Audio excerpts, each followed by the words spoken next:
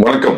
Tamil cinema பல உச்ச நட்சத்திரங்களை சந்தித்திருக்கிறது. அந்த உச்ச நட்சத்திரங்களில் தவிர்க்க முடியாத நபர் என்று பார்க்கும் போனா நம்ம மோகன் சார் சொல்லலாம். பொதுவா வெற்றியில தவிர்க்க முடியாத இடத்துக்கு வருவதுதான் வெற்றின்னு சொல்லுவாங்க. அது மாதிரி தமிழ் சினிமாவில் தவிர்க்க முடியாத நபர்னு பார்த்தா அது மோகன் சாருக்கு நிச்சயமாக ஒரு இடம் உண்டு. எண்ணற்ற வெள்ளி விழா படங்கள், 100 நாள் படங்கள், 500 நாட்கள் படங்கள், 325 நாள் படங்கள், இது மாதிரி பல விஷயங்கள் அவருடைய கேரியர் கிராஃப்ல இருக்கு. அதாவது பொதுவா ஒரு விஷயம் பெரியவங்க சொல்லுவாங்க, மெழுகுவர்த்தியின் தியாகத்தை விட தீக்குச்சியின் தியாகம் எந்த விதத்திலும் குறைந்தது அல்ல அப்படின்ற மாதிரி ஒரு விஷயம் சொல்லுவாங்க. அது போல் நம்மளுக்கு பல்வேறு பரிணாமங்களில் அவர் பயணித்திருக்கார்.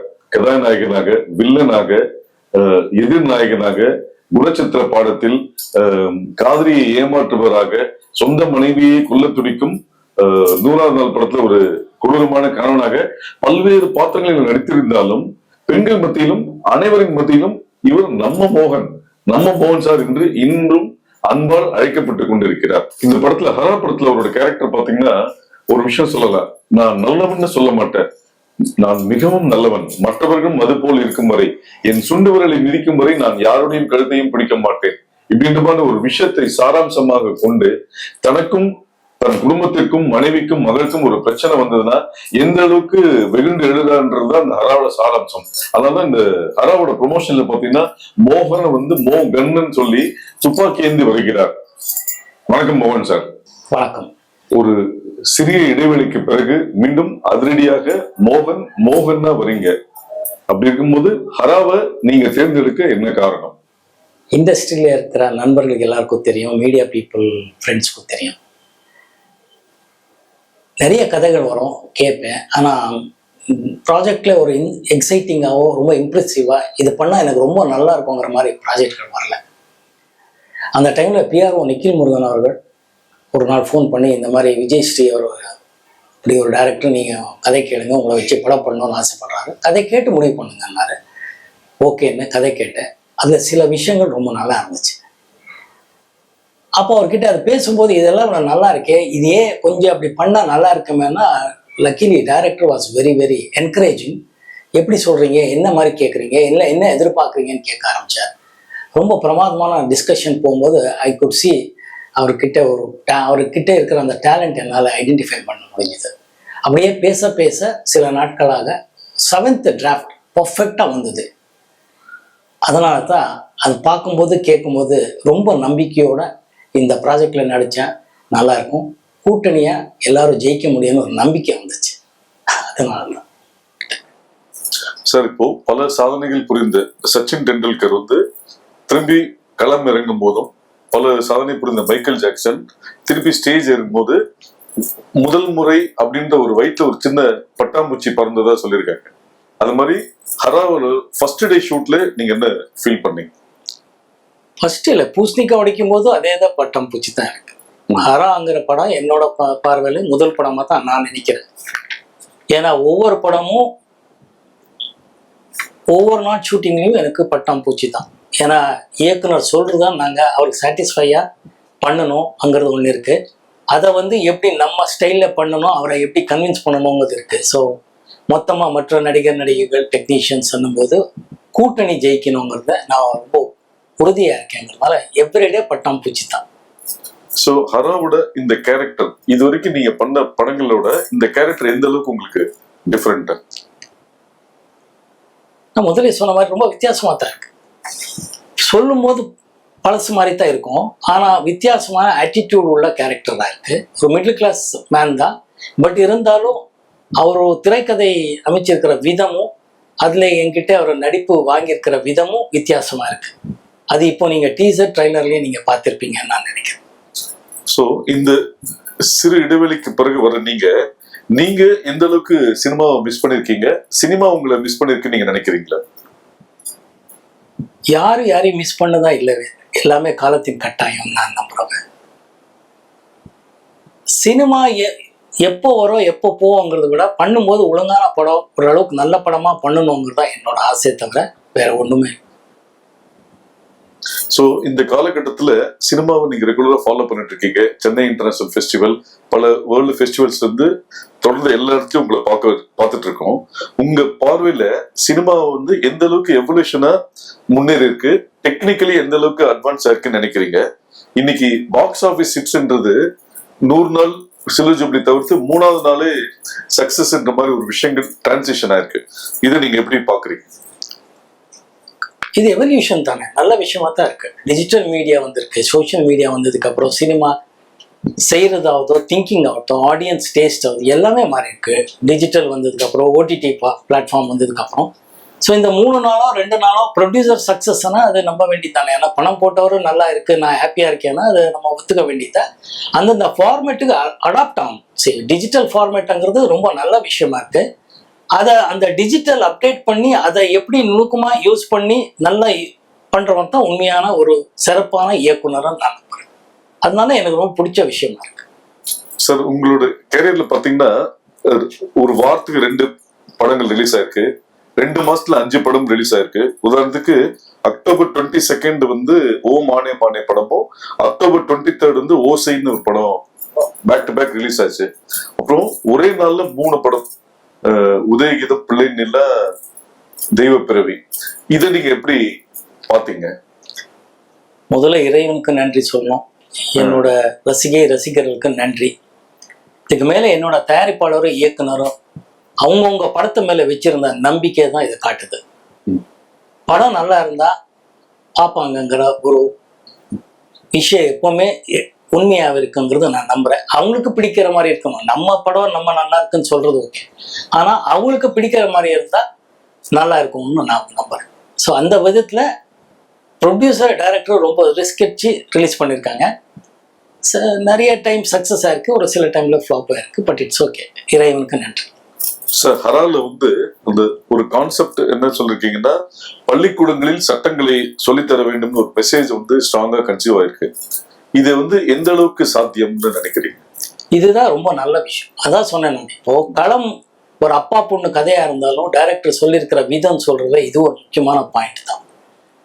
சட்டம் தெரிஞ்சவனுக்கு பாத்தீங்கன்னா அவனுக்கு லா தெரியாம அவன் பயந்துக்கவே மாட்டான்பாங்க. நமக்கு எதுவுமே தெரியாம இருக்கிறதுனால எல்லாத்துக்கும் பயப்பட்டுட்டு இருக்கோம். ஸ்கூல்லயே இது இன்ட்ரடியூஸ் பண்ணா எல்லோரும் சட்டம் தெரிஞ்சுக்கிட்டா குற்றங்கள் குறையுங்கிறது நான் நம்புறேன். ஏன்னா அவனுக்கு எது பண்ணணும், எது பண்ணக்கூடாது, எது சரியா பண்ணணும், எது தப்பா பண்ணக்கூடாதுன்னு தெரிஞ்சுப்பான்.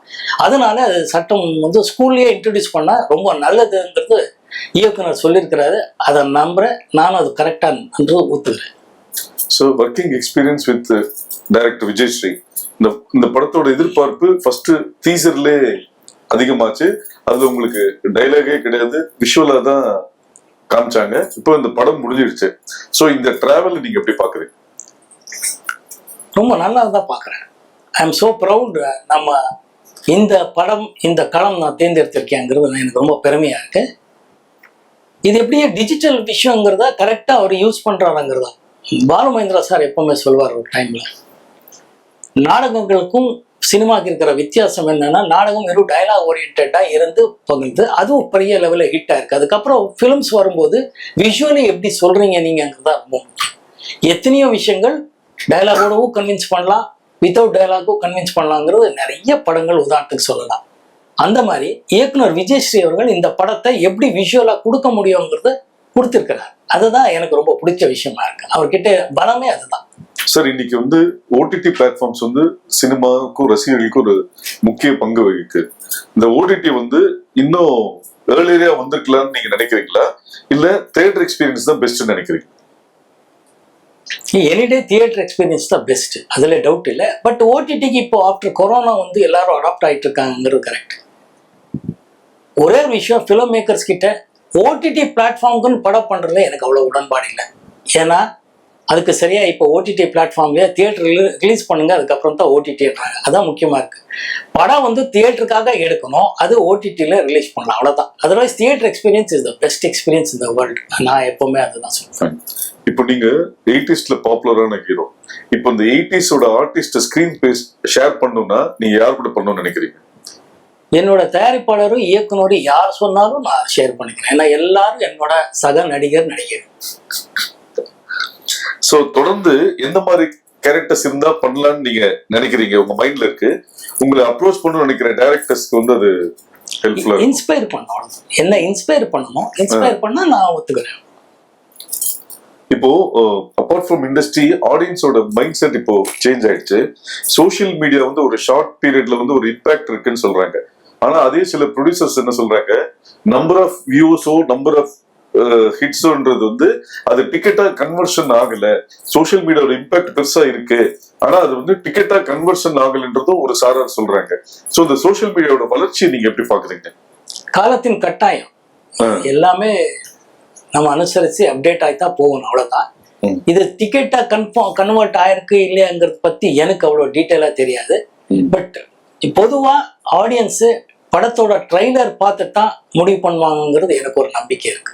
அது ட்ரைலர் அவங்களுக்கு ட்ரைலர் வந்த அன்னைக்கே அவங்க பொதுவாக டிசைட் பண்ணுவாங்கன்னு நினைக்கிறேன். இந்த படம் நல்லா இருக்கும், நல்லா இல்லை, போய் பார்க்கலாம், இல்லை ரெண்டாவது நாள் பார்க்கலாம், இல்லை ரிப்போர்ட் கேட்டு பார்க்கலாங்கிறது ஃபீல் பண்ணுவாங்கன்னு நான் நினைக்கிறேன். சார், இன்னைக்கு வந்து பொதுவா வந்து திரைப்படங்கள்ல வந்து பேக்ட்ராப்ல வந்து பழைய படங்களோட போஸ்டர்ஸ் காமிப்பாங்க அந்த சீனுக்கு ஏத்த மாதிரி. ஆனா இன்னைக்கு தியேட்டர்ல பழைய படத்தோட பேனர்ஸ் தான் நிறைய இருக்கு. சோ இந்த ரீரிலீஸ்ன்றது ஒரு ட்ரெண்ட் ஆயிடுச்சு. இதை நீங்க எப்படி பாக்குறீங்க? அது நிறைய படம் சக்சஸும் ஆயிருக்கு. வரவேற்கணும். கமர்ஷியல் தானே சினிமா, சக்சஸ் பணம் சம்பாதிக்கணுங்கிறது தானே உண்மையான விஷயம். மக்களை என்டர்டெயின் பண்ணி பணம் சம்பாதிக்கிறதா இருந்தா அது ரொம்ப நல்லா வரவேற்க விஷயம் தான். அதுல வந்து இப்போ நீங்க தியேட்டர்ல போய் பார்க்கணும்னு நினைக்கிற 3 படங்கள், உங்க படங்களோ இல்ல மத்த படங்களோ? 1000ல் ஒருவன் நிச்சயமா பார்க்கணும்னு ஆசைப்படுவேன், வாத்தியார் படம், அதுல இந்த டவுட்டே இல்லை. அதுக்கப்புறம் பாஷா பார்க்கணும்னு ஆசைப்படுவேன், நாயகன் படம் பார்க்கணும்னு ஆசைப்படுவேன், தியேட்டர்ல போய் பார்க்கணும். சார், இன்னைக்கு இருக்கிற சிச்சுவேஷன்ல ஒரு 2 படம் இல்ல 3 படம் ஜெயிச்சா அடுத்த இலக்கு சிஎம் தான் அப்படின்ற ஒரு மைண்ட் செட்டு பொதுவாகவே இருக்கு. அப்படி இருக்கும்போது பல வெளிவிழா படங்கள் பல 100 நாள் கொடுத்த மோகன் ஏன் சைலண்டா இருக்கு? நீங்க தப்பான ஆள்கிட்ட இந்த கேள்வி கேட்கறீங்கிறது மட்டும் உறுதியா நான் சொல்ல முடியும். ஒரு ஹீரோவா நீங்க கட்டுறது என்ன, பெற்றது என்ன? எப்பவுமே மனிதனா இருக்கணுங்கிறது ஆசைப்பட்டா தான் எல்லாமே நிரந்தரம் நான் நினைக்கிறேன். பெற்றது மக்களோட ஆதரவும் அன்பும் இறைவனோட ஆசீர்வாதமும் எல்லாமே பெற்றிருக்கேன். இன்னைக்கு இருக்கிற ஹீரோஸ் வந்து நெகட்டிவ் ஷேட் பண்ணா ஆடியன்ஸ் ரொம்ப ரசிக்கிறாங்கன்ற மாதிரி ஒரு பரவலான ஒரு விஷயங்கள் இருக்கு. அது போல உங்களுக்கு அந்த எண்ணம் இருக்கா? நான் அந்த டைம்லயே நெகட்டிவ் ஷேட்ஸ் படம் பண்ணிருக்கேன். அதனால கதைக்கு என்ன தேவையோ, இயக்குனர் என்ன ஃபீல் பண்றாங்களோ அதுல இருக்கிறதா என்னோட எப்பவுமே உடன்பாடு. கூட்டணியா ஜெயிக்கணுங்கிறது தான் என்னோட உடன்பாடு.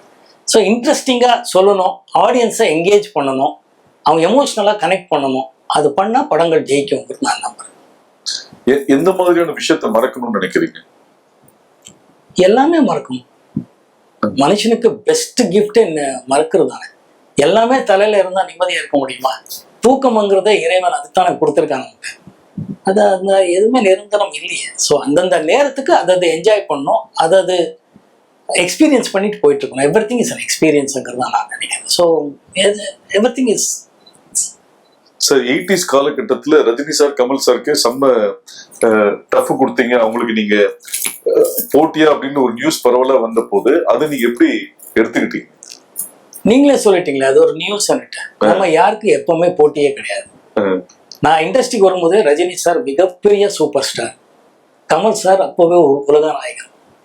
நான் அவரோட படங்கள்ல காலேஜ் தான் நாங்கள் எல்லாம் பெங்களூர்ல போய் பார்த்துருக்கோம். 3 முடிச்சு ஆகட்டும், சொம்முக்கிருதி சொல்லுக்கிருதின்னு ஒரு கமல் சார் டியூல் ரோல் பண்ணியிருப்பார். அது தமிழ்ல கூட அப்புறமா டப்பா இங்கே இருநிலவர்கள் வந்துச்சு.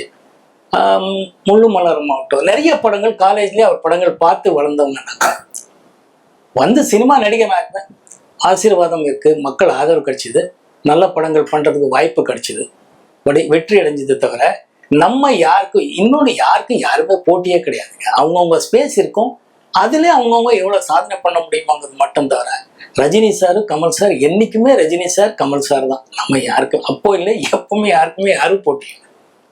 சார், கோகிலா மோகன், ஹரா மோகன், இந்த டிரான்சிஷன் எப்படி பாக்குறீங்க? அது ஒரு எக்ஸ்ட்ராடினரி அனுபவம் தான் ரெண்டுமே. ஏன்னா கோகிலா மோகன்ங்கிற படம் வந்து கோகிலா வந்து பாலு மகேந்திரா சார் என்ன அறிமுகப்படுத்தினாருங்க.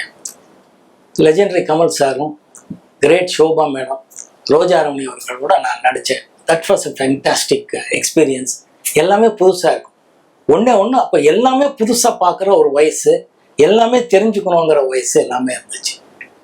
இப்போ ஹரால வந்து தெரிஞ்சுக்கிறத எப்படி கரெக்ட் பண்ணலாங்கிறது டைரக்டர் சொல்லும் போதே என்ன தெரிஞ்சுக்கிட்டோம்னு ஆசை, மற்றவங்க எப்படி எப்படி எல்லாமே இருக்கு. அப்ப இல்லைன்னா என்ன சொல்றாங்க, என்ன கேட்கணும், இப்படி பண்ண அப்படின்றது இருக்கும். அதுதான் எக்ஸ்பீரியன்ஸ்.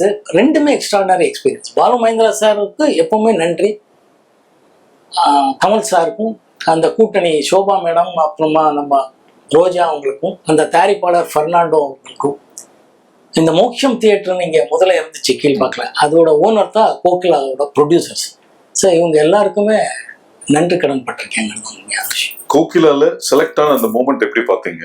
பாலுமேந்திரா ஓகே சொன்னார், அதுல நடுவுல வந்து ஃப்ரேம் வைக்கும் போது நீங்களும் கமல் சார் ஒரே மாதிரி இருக்கீங்கன்றதுனால கமல் சாருக்கு கண்ணாடி போட்டதாகவும் உங்களுக்கு தாடி வச்சதாகவும் ஒரு செய்தி இருக்கு. அந்த மூமெண்ட் எப்படி பாக்குறீங்க? ரொம்ப இன்வெஸ்ட் பண்ணிருக்கீங்கன்னு தெரியுது. பட் இருந்தாலும் இந்த உண்மை ரொம்ப எக்ஸைட்டிங் மூமெண்ட். அது நம்ம வந்து நடிக்கணும்னு ஆசைப்பட்டு நான் இண்டஸ்ட்ரிக்கு வரல. வேலைகளுக்கு பொதுவா அந்த டைம்ல பிஎஸ்சி முடிச்சதுக்கு அப்புறம் வேலைகள் தேடிட்டு இருக்கும் போது இருந்தா ஒரு அவகாசம் என்னன்னா என்டர்டைன்மெண்ட்னா இப்போ டிராமா ட்ரூப், பெனக்கான ஒரு drama troupe, BV Karanth legendary man அங்கே இங்க கூத்துப்பட்டுற மாதிரி அப்போ அது பொதுவாக இருந்துச்சு. ஆர்ட் ஃபிலிம்ஸ் எக்ஸ்பெரிமெண்ட் டிராமா பண்ற ட்ரூப்ல என்னை வந்து கூப்பிட்டாரு. எது கூப்பிடுறாங்கன்னே தெரியல, பட் சமம் they felt I am a talented, என்கிட்ட இருக்குங்கிறதுனால டேலண்ட் இருக்கு, அதை எப்படியாவது பண்ணணும். அப்போ அவரோட ட்ராமா ட்ரூப்ல போய் ஒரு ட்ராமா பண்ணேன். பல ட்ராமாங்கள் ஆக்ட் பண்ணியிருக்கேன், பட் ஒரு ட்ராமால பிவி காரந்த் சாரும் ஜெயஸ்ரீ அம்மாவும் நானும் நடித்தேன். அது வந்து லங்கேஷ்ன்னு சொல்லி அப்போ ரொம்ப இங்க ஜெயகாந்தன் சார் மாதிரி அங்கே மிகப்பெரிய ரைட்டர், அவரோட ட்ராமா அது அவரோட எழுத்துல அது பாம்பேல மிகப்பெரிய பேர் வாங்கி கொடுத்தது. அங்க இருந்த பாலு மகேந்திரா சாரோட அசோசியேட்னு நம்ம ட்ரூப்ல ஒருத்தர் இருக்கிறாருன்னு அது வரைக்கும் எங்களுக்கு தெரியாது. அவர் தான் இவ்வளோ நல்லா நடிக்கிறீங்களே, ஏன் சினிமாவில் நடிக்கணும் போது எனக்கு தெரியாது, புதுசு அதெல்லாம் எனக்கு தெரியாது சார், எனக்கு தேவையில்லை, நான் இன்டர்வியூ போயிருக்கேன், வந்துட்டு இருக்கேன், ரிட்டன் டெஸ்ட் பண்ணியிருக்கேன் பேங்க்குக்கு, அதெல்லாம் சொல்லிட்டு இருக்கேன். பட் இருந்தாலும் ஹீ ஃபோர்ஸ் மீ பண்ணதுக்கு அப்புறம் ஒரு வாய்ப்பு. பாலு மகேந்திரா சார் வந்து சீனியர் நடிகர்கள் எல்லாரையும் பார்த்து என்னையும் பார்த்து என்ன கேட்டாரு, என்ன மோகன் வாட் யூ திங்க்னு. அவரோட கேமரால அப்ப தெரியாததுக்கு அப்புறம் தான் அனுபவிச்ச விஷயங்கள், அவரோட கேமரால அவர் என்ன ஷூட் பண்ணிட்டு இருக்காருங்கிறது எவ்வளோ பெரிய விஷயங்கிறது அதுக்கப்புறம் மூடு பண்ணி அதுக்கப்புறம் எல்லாம் தெரிஞ்சுக்கிட்டேன். ஸோ அப்போ தெரியாது கேட்கும்போது கேட்டாரு, கேன் யூ ஆக்ட்னாரு. I said I don't know sir. Then I said இல்லை இல்லை யூ வில் பி எ கிரேட்னு சொல்லி அசோசியேட் கிட்ட சொல்லி இவர் தான் நம்ம அந்த கேரக்டர் பண்றாருன்னு மிக சிறப்பா நடிக்க வச்சார். அது ஒரு எக்ஸ்ட்ராடனரி அனுபவம் தான். ஏன்னா பாலு மகேந்திரா சார் அவர் சொல்லி கொடுக்குற விதம் எல்லாம் நமக்கு மற்ற டைரக்டர் கிட்ட ஒர்க் பண்ணும்போது எவ்வளோ வித்தியாசமா இருக்குங்கிறது அப்புறமா தான் தெரிஞ்சுக்க முடிஞ்சது. Every cinema every day is an experience மாதிரி. I am so blessed, God is so kind to மீங்கிறது தான் நான் நினைக்கிறேன். அதனால பாலு மகேந்திரா சார் கிட்ட ஒர்க் பண்ண அதுவும் இப்போ ஹரா ஒர்க் பண்ணிட்டு இருக்கிற விதமும் இதுதான் மேஜர் டிஃபரன்ஸ் நான் ஃபீல் பண்றேன். Sir Balumahendra sir first frame வைக்கும் போது வியூ ஃபைண்டர்ல உங்களை பார்த்துட்டு mark my words this boy will be rock அப்படின்ற மாதிரி சொன்னதா அந்த படத்துல ஒர்க் பண்ண ஒரு டெக்னீஷியன் சொன்னாரு. அது நீங்க கேட்கும் போது அது எந்த அளவுக்கு நம்புறீங்க? எனக்கு எல்லாமே புதுசா இருக்க தவிர நான் நம்பி, ஏன்னா I never thought that I be an actor. In fact எனக்கு ஒரு உண்மையை சொல்றேன், கோகிலா படத்துல நான் சிண்டிகேட் பேங்க் எம்ப்ளாய். நான் அதுக்கு முன்னாடியே சிண்டிகேட் பேங்க்ல எல்லாம் போய் ரிட்டன் டெஸ்ட் எல்லாம் பண்ணி பாஸ் பண்ணியிருந்தேன். அதுக்கப்புறம் இந்த படம் வந்துச்சு, ஆஃபர் வந்தது, நான் நடிச்சிட்டேன், படமும் ஹிட் ஆயிடுச்சு. ஆனா அதுக்கப்புறம் எனக்கு வந்து வேலைக்கு ஆஃபர் வந்துச்சு. அப்போ ஒரு 2-3 படம் கமிட் ஆயிருந்தேன். நேராக போய் அங்கே பேங்க்ல போய் ரிக்வெஸ்ட் பண்ணேன், sir I don't know sir, somehow I become an actor but I want to work in the bank, that's why பண்ணேன். நீங்கள் லாஸ் ஆஃப் பேல எனக்கு லீவ் கொடுக்குறதா இருந்தா அந்த இருக்கிற 2-3 படங்களை முடிச்சுட்டேன் சார், but I would like to work in this பேங்க்னு சொன்னேன். They were very kind enough, God was very kind. அவர் லாஸ் ஆஃப் பேல கொடுத்தாரு, பட் அது கண்டினியூஸாக லாஸ் ஆஃப் பேல போய் வேலை ரிசைன் பண்ண வேண்டிய ஒரு சூழ்நிலை இருந்தேன். ஸோ ஐ நெவர் தாட் நான் வந்து I become an actor, I want to become an ஆக்டருங்கிறதெல்லாம் இல்லை.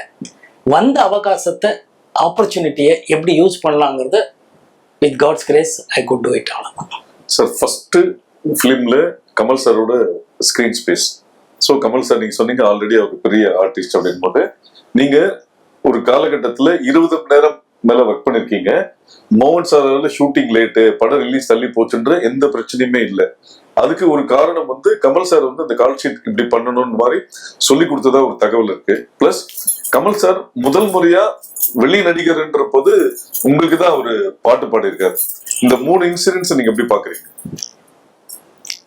I am blessed. இறைவனோட ஆசீர்வாதம் ஃபர்ஸ்ட் திங். அதை நான் அவருக்கு தான் நன்றி சொல்லணும். இது ஒரு நிகழ்ச்சி என்னன்னு தெரியல. ஏன்னா பாலு மகேந்திரா சார் கோகிலா படம் ஃபர்ஸ்ட் ஸ்கெட்யூல் கூப்பிட்டாங்க. 3 நாள் நடித்தேன். அதுக்கப்புறம் வந்து நான் என்னோட ட்ராமா ஃப்ரெண்ட்ஸ் டூப்பில் இருக்கும்போது அந்த ட்ராமா ஃப்ரெண்ட்ஸ் கேங்கே ஒரு சினிமா எடுக்கிறாங்க. எப்படி நீ நடிகர் ஆகிட்டியா வாடான்னாங்க. நானும் போயிட்டேன். காராப்பூர் ஃபாரஸ்ட்டு மைசூர்லேருந்து உள்ளே ஒரு கொஞ்சம் டிஸ்டன்ஸில் இருக்கிற ஃபாரஸ்ட் ஏரியா ஷூட்டிங்கில் இருக்கேன். நமக்கு தெரியவே தெரியாது. இங்கே பார்த்தா பாலு மகேந்திரா சார் கோகிலாவுக்கு 2வது ஸ்கெட்யூல் பெங்களூர் வந்திருக்கிறாரு. லெஜெண்டரி கமல் சார், ஷோபா, ரோஜா ரமணி இவங்களெல்லாம் நடிச்சிட்டு இருக்காங்க. என்ன கேட்டிருக்காங்க. வீட்டுக்கு அப்போல்லாம் லேண்ட்லைன் ஃபோன் பண்ணி கேட்டிருக்காங்க. எங்கள் அப்பா வழக்கம் போல் அவன் இங்கேயும் ஏதோ ஷூட்டிங் போனாலேன்னாப்போ இவங்க டென்ஷன் ஆகிட்டாங்க. எந்த ஷூட்டிங் போகிறாரு இப்போ, இது நம்ம படம் போது அப்போவே கமல் சார் வந்து ரொம்ப பிஸியான ஆக்டர். அவங்க ஷூட்டிங்னால நான் ஒரு 500 பேர் மேலே வந்துடுவாங்க. எல்லாம் கப்பன் பார்க்கலன்னா பார்த்து நம்மளே ரசிச்சுக்கோ மகன் பார்த்துருக்கோம். ஸோ அவரோட டேட் அவ்வளோ இம்பார்ட்டன்ட்டு. நமக்கு தெரியாது. நாம வந்து காராப்பூர் ஃபாரஸ்ட்ல ஃப்ரெண்ட்ஸோட படம் ஷூட்டிங்ல இருக்கேன். அப்புறமா ஒரு டெலிகிராம் எல்லாம் கொடுத்து, அப்போ டெலிகிராம் கொடுத்து என்னை வர வச்சாங்க. 3 நாள் ஆயிடுச்சு. அதுக்குள்ள அன்னைக்கு ஈவினிங்கு கமல் சார் வந்து 3-4 நாள் ஆச்சுன்னு நினைக்கிறேன். கமல் சார் வந்து சென்னைக்கு திருப்பி வரணும். அன்னைக்கு ஈவினிங் போற பாலு மகேந்திரா சார் ரொம்ப கோவத்தில் இருந்தார். அசோசியேட் டைரக்டர் ஏன் இப்படி பண்ணிட்டீங்க அப்படி இப்படின்னாரு. எனக்கு என்ன தெரியும், I don't know sir what is திஸ்ன்ற. இல்லையா எப்படியா, ரொம்ப கஷ்டமான விஷயம். அத்தனை பேர் இருக்கிறாங்க. என்னோட போர்ஷன்ஸ் எடுக்காம விட்டுருக்காங்க. பட் என்னோட காம்பினேஷன் ஸ்பீக்கர்ஸ் நான் இல்லை. ஏன்னா நான் ரொம்ப இல்லை சார். அந்த அந்த டேரக்டர் இன்னொரு டேரக்டர் பேர் சொல்லி அவர் கூப்பிட்டார் சார். நான் அங்கே போயிட்டேன் சார். அதான் எப்படிடா நீ போகலான்றார். இல்லை சார் எனக்கு தெரியாதுன்னு. அப்போ தான் கமல் சார் வந்து கூப்பிட்டு ஏன் நல்லா நடிக்க எல்லாம் கரெக்டு, இந்த படம் வந்து இப்போ ஷூட்டிங் இருக்கேன்னா. இல்லை சார் திடீர்னு டெல்மி என்ன. அவர் எப்படிடா சொல்லுவார், நீ தானே கேட்கணும். இன்னிலேருந்து இப்போ மார்க் மை வேர்ட், டைரி வச்சுக்கோ. எப்பப்போ யார் யார் கூப்பிடுவாங்க, எத்தனை நாள் வேணும்னு நீயும் கேட்கணும். அவங்க சொல்கிறாங்க இல்லைங்கிறது கூட நீ கேட்கணும். கேட்டு தெரிஞ்சுக்கணும். இன்னொரு படம் வந்திருந்தானா நான் இல்லை சார் எனக்கு தெரியல, இதை தெரிஞ்சுக்கோன்னு தானே சொல்லிட்டு இருக்கேன். இதெல்லாம் தெரிஞ்சு you should maintain a diary, there you should mark every ஃபிலிம்னா. ஸோ முதல் படமே கால்ஷீட் கிளாஷ்ன்றது அப்போது நான் உணர்ந்தேன். அதுக்கப்புறம் எந்த படத்துக்கும் நான் கால்ஷீட் கிளாஷ் பண்ணதே இல்லை. என்னால் 1 மணி நேரமும் 1/2 மணி நேரமும் லேட் ஆனதே இல்லை. அது ரொம்ப முக்கியமான காரணம். கமல் சார் அன்னைக்கு சொன்னது. நான் பழகினா நான் வளர்ந்த அந்த ட்ராமா ட்ரூப் ஒரு பெனகாந்த் இருக்கு. அது வந்து பிவி காரந்தன் சொல்லி ஒரு எக்ஸ்ட்ராடினரி மனிதர், extraordinary legendary director, music director எல்லாமே. அவர் ஹிந்துஸ்தானி மியூசிக் எல்லாம் அவரோட ட்ராமாஸ் எல்லாம் அவ்வளோ பெரிய இன்டர்நேஷ்னல் பாப்புலர். அங்கே என்னன்னா எல்லாரும் இப்போ இந்த கூத்துப்பற்ற என்ன சொல்லுவோம், அப்போவே எல்லாரும் எல்லா வேலை பார்க்கணும், யாராலையும் எதுவுமே லேட் ஆகக்கூடாது வரக்கூடாதுங்கிறது ஒன்று. அந்த ஸ்கூல்லையே வளர்ந்ததுனால அதெல்லாம் ஹெல்ப் ஆனதுனால இது வரைக்கும் அதை மெயின்டைன் பண்ணிட்டு இருக்கேன். அந்த சாங் பொன்மானை தேடுது, ஐ எம் பிளஸ்ட். அவ்வளோதான். எதுக்காக என்ன எனக்கு அவர் பாடினாரான்னு எனக்கு தெரியாது. பாடினது ரொம்ப மகிழ்ச்சியாக இருந்துச்சு. ஷூட்டிங் பண்ணும்போதெல்லாம் ரொம்ப என்ஜாய் பண்ணியிருக்கோம். ஐ திங்க் வாய்னிஷ் செட்டில் தான் ஷூட் பண்ணோன்னு நினைக்கிறேன். ப்ரொடியூசர் ஃபிலிம் கோ கம்பெனிக்கு அது. அவருக்கும் டைரக்டருக்கும் சக நடிகர் நினைக்கிறோம் நன்றி சொல்லுவோம். சார் பொதுவாக முன்னாடி வந்து மக்கள் வந்து அரசியல்வாதிகளை ஹீரோவை பார்த்தாங்க. இப்போ மக்கள் ஹீரோவை அரசியல்வாதியா பார்க்குறாங்க. இதை பத்தி உங்கள் பார்வை என்ன? நான் எப்பவுமே எதுவுமே பார்த்ததில்லை.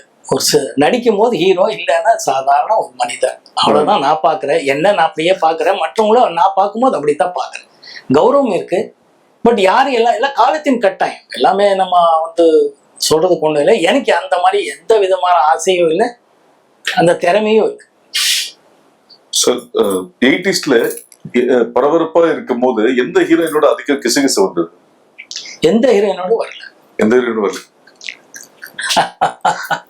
சார் மௌனராகத்துல ஒரு இன்ட்ரெஸ்டிங்கான விஷயம் அப்ப எல்லாரும் பேசப்பட்டது வந்து அந்த ட்ரெயின் சீக்வன்ஸ், தாஜ்மஹாலோட பின்னாடி எடுத்த ஒரு சாங். இதை பத்தி போது அதை நீங்க ரீவைண்ட் பண்ணி பார்க்கும்போது அதோட மெமரிஸ் எப்படி பாக்குறீங்க?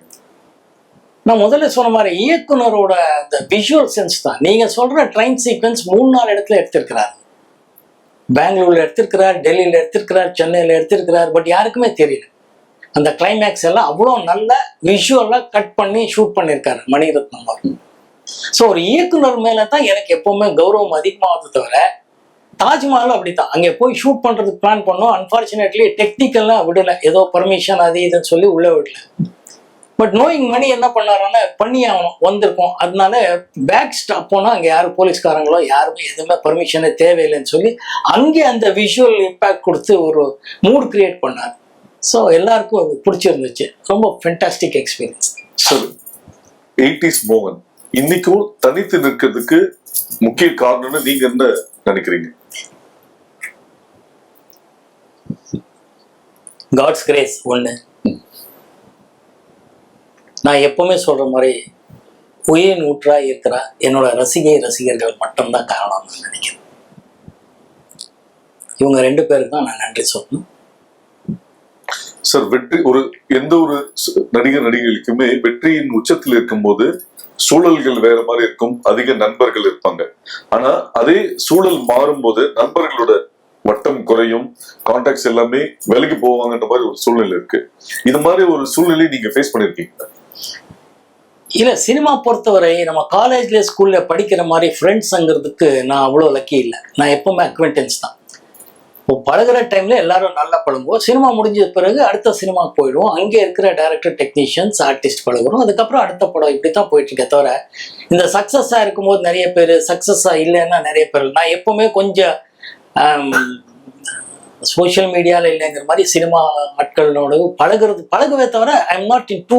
ஸோ உள்ள போய் அதை அனுபவிச்சு அதெல்லாம் இல்லை. நம்ம எப்பவுமே ஹாப்பியா இருப்போம். அந்தந்த டைம்ல அந்தந்த இயக்குனர், சக நடிகர் பார்ப்போம். அதுக்கப்புறம் நானா இருக்கிறதுனால எனக்கு அந்த மாதிரி எல்லாம் ஃபீலிங்ஸ் வந்தது. சுகாசினி மேடம் ஒரு வாட்டி சொல்லும் போது நீங்க ரொம்ப சேட்டைக்காரர், நாட்டி பாய்ன்னு சொல்லியிருக்காங்க. அப்படியே சார்? இல்ல, நீங்க அவங்க கிட்ட தான் கேட்கணும். நான் என் நாட்டி பாயா இல்லை, நான் இப்படி சொல்ல முடியும், எனக்கு தெரியாது. சார், சினிமால வெற்றி தோல்வியை நீங்க எப்படி பாக்குறீங்க? இட்ஸ் அன் எக்ஸ்பீரியன்ஸ், அவ்வளவுதான். டெஃபினட்டா வெற்றி தோல்வி மைண்டுக்கு எதுவுமே எடுத்துக்க மாட்டோம். படம் ஹிட் ஆனாலும் தேங்க் காட். படம் ஃப்ளாப் ஆனால் என்ன பண்ணணும், அடுத்தது எப்படி மிஸ் ஆச்சு, அதுக்கு என்ன கரெக்ட் பண்ணணுங்கிறது போனால் தான் நம்ம அதுலேருந்து வெளியே வர முடியும். பிகாஸ் அதர்வைஸ் எல்லாரும் அந்த டிப்ரெஷனுக்கு போயிடுவோம், இல்லைன்னா அந்த ஒரு டாப் எண்டுக்கு போய் நின்றுடுவோம். அது 2மே எனக்கு இல்லை. சார், இப்போ இந்த பார்ட் 1 பார்ட் 2 சீசன் இருக்கு. ஸோ மோகன் சாரோட படங்கள் பார்ட் 2 பண்ணணும்னா நீங்க எந்த படத்தை சொல்லுவீங்க? தயாரிப்பாளர் யாராவது இருக்கிறதா தான் சொல்லுங்க. நிறைய கதைகள் பேசலாம், நிறைய படங்கள் இருக்கு. சார், இப்போ ஆரம்ப கட்டத்துல கோகிலா, மூடு பண்ணி, இது மாதிரில ஒரு சின்ன சின்ன விஷயங்கள், விதியில நெகட்டிவ் ஆன விஷயங்கள், எல்லா டைப் கேரக்டர்ஸும் இதுதான் பண்ணுவேன்னு இல்லாம பல்வேறு விஷயங்கள் பண்ணிருக்கும் போது எதிர்நாயகனாகவும் 100வது நாள்ல பண்ணிருக்கீங்க. இப்போ கோட்ல நீங்க எதிர்நாயகனாக நடிப்பதாக கூறப்படுகிறது, ஊடகங்கள் சொல்லப்படுகிறது. இந்த படத்தை செலக்ட் பண்றதுக்கு என்ன ரீசன்? இந்த படம் முடிஞ்சது ஏஜிஎஸ் பர்மிஷனோட, வெங்கட் பிரபு அவர்களோட பர்மிஷனோட. இந்த படத்தை பத்தி டீட்டெயிலா உங்களோடவே நான் பேச தயாரா இருக்கேன். இப்போ அந்த படத்தை பத்தி பேசக்கூடாது, அதனால பேச விரும்பல. ஓகே சார், அதாவது 80ஸ்ல மிகப்பெரிய ஹீரோ மோகன், 2024ல விஜய் சார் பெரிய ஹீரோ. இந்த காம்பினேஷன் எப்படி பாக்குறீங்க? மக்களால தேர்ந்தெடுத்த மிகப்பெரிய நடிகர் ஹீரோவாக விஜய் சார் இருக்கிறார். இந்த தளபதி விஜய் சொல்லக்கூடிய அவரோட நடிக்கிறதுக்கு ஒரு வாய்ப்பு வந்திருக்கு. Thanks to Venkat Prabhu, AGS. அவர் ரொம்ப அவர்கிட்ட இருந்து கத்துக்க வேண்டியது இருக்கு. ஏன்னா is a very very very deep person, very silent man. அந்த அளவுக்கு சைலண்டா இருக்கிறது கத்துக்கணும்னு நானே ஆசைப்படுறேன். இது அவர்கிட்டயே நான் சொல்லியிருக்கேன். இதான் அவர்கிட்ட நான் ரொம்ப சிறப்பா இருக்கிற ஒரு அம்சமா நான் நினைக்கிறேன். எதுவா இருந்தாலும் அவர் அவ்வளோ டீப்பா சைலண்டா உட்காந்து எல்லாமே அப்சர்வ் பண்ணிட்டு இருப்பார் தவிர, அது எனக்கு ரொம்ப பிடிச்ச விஷயமா இருக்கு. ஸோ அதை அவர்கிட்ட இருந்து கத்துக்கணும்னு ஆசைப்படுறேன். ஒரு நடிகனா எதை ரொம்ப மிஸ் பண்றதா நினைக்கிறீங்க? என்ன மிஸ் பண்ற மாதிரி எனக்கு தெரியல. நடிப்பும் ஒரு தொழில் ரீதியா வரும். நடிச்சுட்டு வீட்டுக்கு போறோம், கார் ஏறும்போதும் ஃபேமிலி மேன் இல்லை ஃப்ரெண்டா ஒரு எல்லாத்தையும் பேசுவோம் தவிர பெருசா ஃபீலிங்கிறது. நல்ல படம் கொடுக்கும் போதோ தோல்வி படம் கொடுக்கும்போது அந்த டைம்ல தான் ஒரு எக்ஸ்பீரியன்ஸா வரும். அதுக்கு தேங்க் காட் சொல்லி அதுக்கு அடுத்த கட்டத்துக்கு போறதா நமக்கு கரெக்டா இருக்கும். சார் நடிகனா சில இடத்துல நம்ம தவறி இருக்கலாம், ஆனா மனுஷனா நான் ஜெயிச்சிட்டேன்னு சொல்றதா இருந்தா நீங்க எதை சொல்லுவீங்க? மனுஷனா ஜெயிச்சிட்டு முயற்சி பண்ணிட்டு இருக்கேன், மனுஷனா வாழணும்னு ஆசைப்பட்டுட்டு இருக்கேன், அவ்வளவுதான் நான் சொல்ல முடியும். தவிர ஜெயிச்சிட்டேங்கிறது இல்லை, மனுஷனா வாழணும்னு ஆசைப்படுறேன், அதுதான் உண்மையான விஷயம். சார் இந்த காலகட்டத்துல படம் நல்லா இருக்கா இல்லையான்றதை விட எந்த ஹீரோ ஆக்ட் பண்ணிருக்காங்கன்ற பாக்குறதா ஒரு விஷயங்கள், ஸ்டார் வேல்யூன்ற ஒரு விஷயங்கள் இப்ப ரொம்ப ஜாஸ்தி ஆகிட்டு இருக்கு. சோ அது ஒரு ஸ்டாரா நீங்க இதை எப்படி பாக்குறீங்க? இல்ல, இது ஒரு உண்மை, எல்லாருக்கும் தெரிஞ்ச விஷயத்த நான் சொல்ல விரும்புறேன். தியாகராஜ் பாகவதர் காலத்துல இருந்து இன்னைக்கு வரைக்கும் இருக்கிற ஒரு உண்மை என்னன்னா, படம் தான் எப்பவுமே நிர்ணயிக்கப்படுது. ஒவ்வொரு வெள்ளிக்கிழமை படம் ஹிட் ஆனா அந்த படத்தோட தயாரிப்பாளர், இயக்குனர், நடிகருக்கு ஒரு ஸ்டார் வேல்யூ. படம் ஃப்ளாப் ஆனா அவங்க சரிவு இருக்கும். ஸோ படம் எப்பவுமே டிசைட் ஃபேக்டருங்கன்னு நான் நினைக்கிறேன். ஒரு படம் நல்ல படமா எடுக்கிறதுக்கு முயற்சி பண்ணணுங்கிறது மட்டும் தவிர ஸ்டார் வேல்யூ, படம் ஓடினா ஸ்டார் வேல்யூ, படம் ஓடலைன்னா ஸ்டார் வேல்யூ இல்லை. அதனால படம் எப்படி, கதை எப்படி, இயக்குனர் எப்படிங்கிறது பார்த்து உள்ள பூந்தா நம்ம ஜெயிக்கிறதுக்கு வாய்ப்புகள் அதிகம்னு நான் நினைக்கிறேன். ஏன்னா every Friday it fluctuate. So flop success பற்றி எனக்கு மார்க்கெட் வந்துச்சு, மார்க்கெட் இல்லைங்கிறது அப்பவும் அந்த எண்ணங்கள் பெருசாக இல்லை, இப்பவும் இல்லை. நல்ல கதை நல்லா இருந்தால் அந்த படம் ஹிட் ஆனால் நமக்கு ஒரு வேல்யூ, அந்த படம் ஹிட் ஆகலைன்னா எங்களுக்கு வேல்யூ இல்லை. இது எல்லா டைரக்டர்களுக்கும், எல்லா டிஸ்ட்ரிபியூட்டருக்கும், எல்லா எக்ஸிபியூட்டர்ஸ்க்கும், எல்லா ப்ரொடியூசர்ஸ்க்கும் தெரிஞ்ச ஒரு உண்மை தான். நடிகர்களுக்கும், நடிகைகளுக்கும், டெக்னீஷியன்ஸ் எல்லாருக்கும் தெரியும்.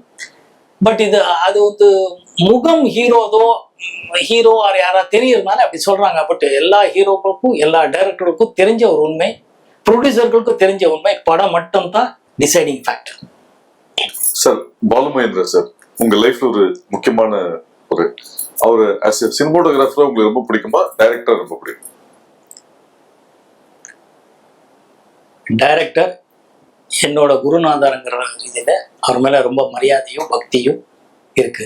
அவரை டைரக்டர், ஏன்னா அவர் தான் ஃபிலிம் மேக்கர். பார்த்தீங்கன்னா இப்போ சொல்ற விஷயம் அவர் அப்பவே பண்ணிட்டு இருந்தார். அவர் எக்ஸாக்டா பார்த்தீங்கன்னா எடிட்டிங், மியூசிக் நாலேஜ் ஆகட்டும், ஃபோட்டோகிராஃபி ஆகட்டும், டைரக்ஷன், கதை, திரைக்கதை, வசனம் எல்லாம் பண்ணியிருக்கிறார். நான் அவரை பார்க்கும்போதே ஒரு டைரக்டர், அதனால எனக்கு டைரக்டரா தான் பிடிக்கும், ஃபிலிம் மேக்கரா பிடிக்கும். டைரக்டருங்கிறத விட is an extraordinary film maker. Sir second படத்துலேயே நேஷனல் அவார்ட், தொடர்ந்து ஃபிலிம்ஃபேர் அவார்ட், வெற்றி நாயகன், அந்த விருதுகள் குவியும் போது உங்க மனநிலை எப்படி இருந்தது? நான் உங்களுக்கு போர் அடிக்கும், பட் அதான் உண்மை. தேங்க் காட் தான் சொல்லணும், வேற என்ன சொல்ல முடியும்? அடுத்த கட்டத்துக்கு போனோம், தேங்க் காட் தவிர வேற எதுவுமே நினைக்கல. நல்ல கூட்டணியில என்ன சேர்த்து வச்சுட்டு இருந்தாருங்கிறது தான் இறைவனுக்கு நன்றி சொல்ல. சார் இப்போ மோகன் சார் இந்த லவ் பண்றவங்க, லவ் பண்ணலான்னு இருக்கிறவங்க, லவ்ல ஃபெயிலியர் ஆனவங்க, இவங்க எல்லாம் மோகன் சார் ஒரு டிக்ஷனரியா பாக்குறாங்க. ஏன்னா லவ் பண்றதுக்கும் பாட்டு கொடுத்துருக்கீங்க, லவ் பிரேக்கப்புக்கும் பாட்டு கொடுத்துருக்கீங்க. ஸோ நீங்க ஒரு பல பெண்களின் நாயகன் அப்படின்ற மாதிரியும் சொல்றாங்க. ஒரு அந்த பீரியட்ல ஜெமினி கணேசன் சார் காதல் மன்னன் அப்படின்ற போது உங்களுக்கு அதையும் மீறி காதல் சக்கரவர்த்தி அப்படின்றலாம் கூட நிறைய இருக்கு. நிறைய பெண்கள் மட்டும் இல்லாம பெண்களின் அம்மாக்களுமே உங்களுக்கு நிறைய பேரு பிடிக்கிற மாதிரியான ஆட்களா இருந்திருக்கீங்க. இது நீங்க எப்படி பாக்குறீங்க? நீங்க எங்க வரீங்கன்னு தெரியுது. இது நான் எப்பவுமே இயக்குனர் தான் பாக்குறேன். ஏன்னா இயக்குனர் என்ன சொல்றாரோ அதை செய்யறது தான் நானு. அதனால இயக்குனர் நல்ல என்னை என்னோட டேலண்ட்டை எப்படி யூஸ் பண்ணணும்னு தெரிஞ்சு கரெக்டா ஒரு ப்ரொஜெக்ட் பண்ணாங்கிறதும், அந்த காலத்துக்கு வேண்டிய கதை, திரைக்கதை புதுசா பண்றோம், அந்த பசில இருக்கிற இயக்குனர்கள் பண்றதை நான் நடிச்சதுனால அந்த இமேஜ் வந்ததுக்கு ஒரு காரணமா இருக்கு. சார் ப்ரொடியூசரோட ஃபேவரட் ஹீரோவும் இருக்கீங்க, நியூ டைரக்டர்ஸோட ஃபேவரட் ஹீரோவும் பயணப்பட்டிருக்கீங்க. இது எப்படி பாக்குறீங்க? பொதுவா பயணங்கள் முடிவுதலைக்கு அப்புறம் நான் புதுசா பசி இருக்கிற ஒரு இயக்குனர்களா தேர்ந்ததுல இருப்பேன். எப்பவுமே அந்த தேடுதல் தான் எனக்கு. ஏன்னா நல்ல இயக்குனர்கிட்ட நம்ம இருந்தால், நம்ம டைரக்டர் நல்ல டைரக்டரோட கூட்டணியா இருந்தாலே படம் ஜெயிக்குங்கிறது தான் என்னோட கீதை. ஏன்னா அவர் பசி இருக்கும்போது எக்ஸ்ட்ரா நிறைய புதுசா பண்ணுவாங்க, அந்த காலத்தின் கட்டாயம். ஸோ பயணங்கள் முடிதலை ரொம்ப பெரிய ஹிட் ஆனதும் மார்க்கெட் எனக்காக உருவாகுச்சுன்னும் போது என் படம், என் மேட்டர், நான் நடிக்கிறேன்னா நல்ல வரவேற்பு எல்லா டிஸ்ட்ரிபியூட்டர், மீடியேட்டர்ஸ்லேருந்து இருக்குன்னும் போது புதுசாக வரக்கூடிய நல்ல நல்ல டேலண்ட்டை டேப் பண்ணுறி அவங்கள ஒரு 10 பேர் பார்ப்பேன்னா அந்த 1-2 பேர் இவங்க நல்லா பண்றாங்கன்னு என் மனசுக்கு தோணும் போது அவங்களோட டிராவல் பண்ணும்போது நிறைய படங்கள் ஜெயிச்சிருக்கு. ஸோ அந்த மாதிரி விஷயங்கள்ல அவங்களெல்லாம் அறிமுகமாகிறதுக்கு நானும் ஒரு காரணமா இருக்கேங்கிறது ரொம்ப பெருமையா இருக்கு. ஸோ பெரிய பட்ஜெட் இல்லாம ஒரு நார்மல் பட்ஜெட்ல மேக்ஸிமம் சக்சஸ் இருக்கீங்க. பெரிய பட்ஜெட் படங்கள் ஏன் பண்ணல? நான் சொன்ன மாதிரி கதை தான் எனக்கு முக்கியம். கதையும் திரைக்கதையும் அதை எப்படி டைரக்டர் சொல்வார், இதை தான் நான் நம்பி போறேன். அது கனெக்ட் ஆனாலே ஆடியன்ஸோட கனெக்ட் ஆனா படங்கள் ஓடும். பட்ஜெட் முக்கியம் தான், பட் படம் ஹிட் ஆகுறதுக்கு அது முக்கியமாங்கிறது எனக்கு இது வரைக்கும் தெரியல. ஹிட் ஆகுறதுக்கு ஆடியன்ஸுக்கு கனெக்ட் பண்ணணும். ஆக்ஷன் படமா இருக்கட்டும், லவ் சப்ஜெக்ட் ஆகட்டும், த்ரில்லர் ஆகட்டும், எங்கேயும் ஆடியன்ஸ் கனெக்ட் ஆகி அவரை என்கேஜ் பண்ணணுங்கிறது டைரக்டர் கையில தான் இருக்கு. அஃப்கோர்ஸ் ஏன் டைரக்டர் கையில இருக்குன்னு நான் அடிக்கடி சொல்றேன்னா, அவர் தான் கேப்டன் ஆஃப் த ஷிப்னு சொல்லுவாங்க. நீங்க எல்லாம் கேள்விப்பட்டிருப்பீங்க. இந்த 25 கிராஃப்ட் டெக்னீஷியன்ஸ் ஆர்டிஸ்ட் எல்லாருமே அவரோட பின்னாடி நிற்போம். ஷிப்பே ப்ரொடியூசர்னு சொல்லுவேன். ப்ரொடியூசரு டைரக்டர் கரெக்டாக அமையும் போது அவங்க நல்ல நல்ல டெக்னீஷியன்ஸ் நல்ல நல்ல ஆர்டிஸ்ட் போட்டு ஒரு நல்ல கதைக்கு எப்படியெல்லாம் எடுத்தால் நல்லா வரும்ங்கிறதுல நான் அப்படி பண்ணால் நல்லா வரும்ங்கிறதுல எனக்கு நம்பிக்கை இருக்குது. ஸோ பட்ஜெட்டை விட இந்த மாதிரி கூட்டணி பண்ணி யார் ஜெயிக்கிறாங்கங்கிறதோ தேடுதல் எனக்கு வேற ஒன்று. ஸோ பொதுவா சினிமாவில் உள்ளவங்களுக்கு வயசாகாதுன்னு சொல்லுவாங்க. நாம பண்ண படத்தை திருப்பி பார்க்கும்போது திருப்பி அந்த ஃபீலிங்கோட பார்க்குற அனுபவம் எப்படி பார்க்குறீங்க? ஏங்க நான் என் கண்ணாடியை பார்த்தா எனக்கு எவ்வளோ வயசா இருக்குன்னு எனக்கே தெரியுதுங்க. என்னன்னா கதையின் ஒரு நாயகன் தான். கதையில எப்படி வருதோன்னா அப்பவும் நான் காலேஜ் பையனா நடிச்சிருக்கேன். அப்போ டாக்டரு, ஃபேமிலி மேனு, 2 ஒய்ஃப்க்கு புருஷனாகவும் ஒரே ஒரு வைஃப் வேணும்னு போட்டு ஒரு கொலைகாரனாகவும் ஒரு டிச் பண்ணி பண்ணும்போது கதைக்கு எப்படி வேணுமோ அந்தந்த வயசுக்கு பண்றேன். அதனால தான் இப்போ ஹராங்கர் பார்த்தீங்கன்னா நான் ஒரு ஃபேமிலி மேனா ஒரு +2 கிட்டுக்கு அப்பாவா நடிக்கிறேங்கிறது அந்தந்த வயசுக்கு ஏற்ற கேரக்டர்களை அப்படியே டைரக்டரோட மூவ் ஆகிட்டு கரெக்ட் ஆகும்னு நான் நம்புறேன். பட் எனக்கு வயசாயிட்டு இருக்குன்னு எனக்கும் தெரியுது. இந்த சில்வர் ஜூப்ளி ஸ்டார் என்ற அந்தஸ்து எப்படி மெயின்டைன் பண்றீங்க?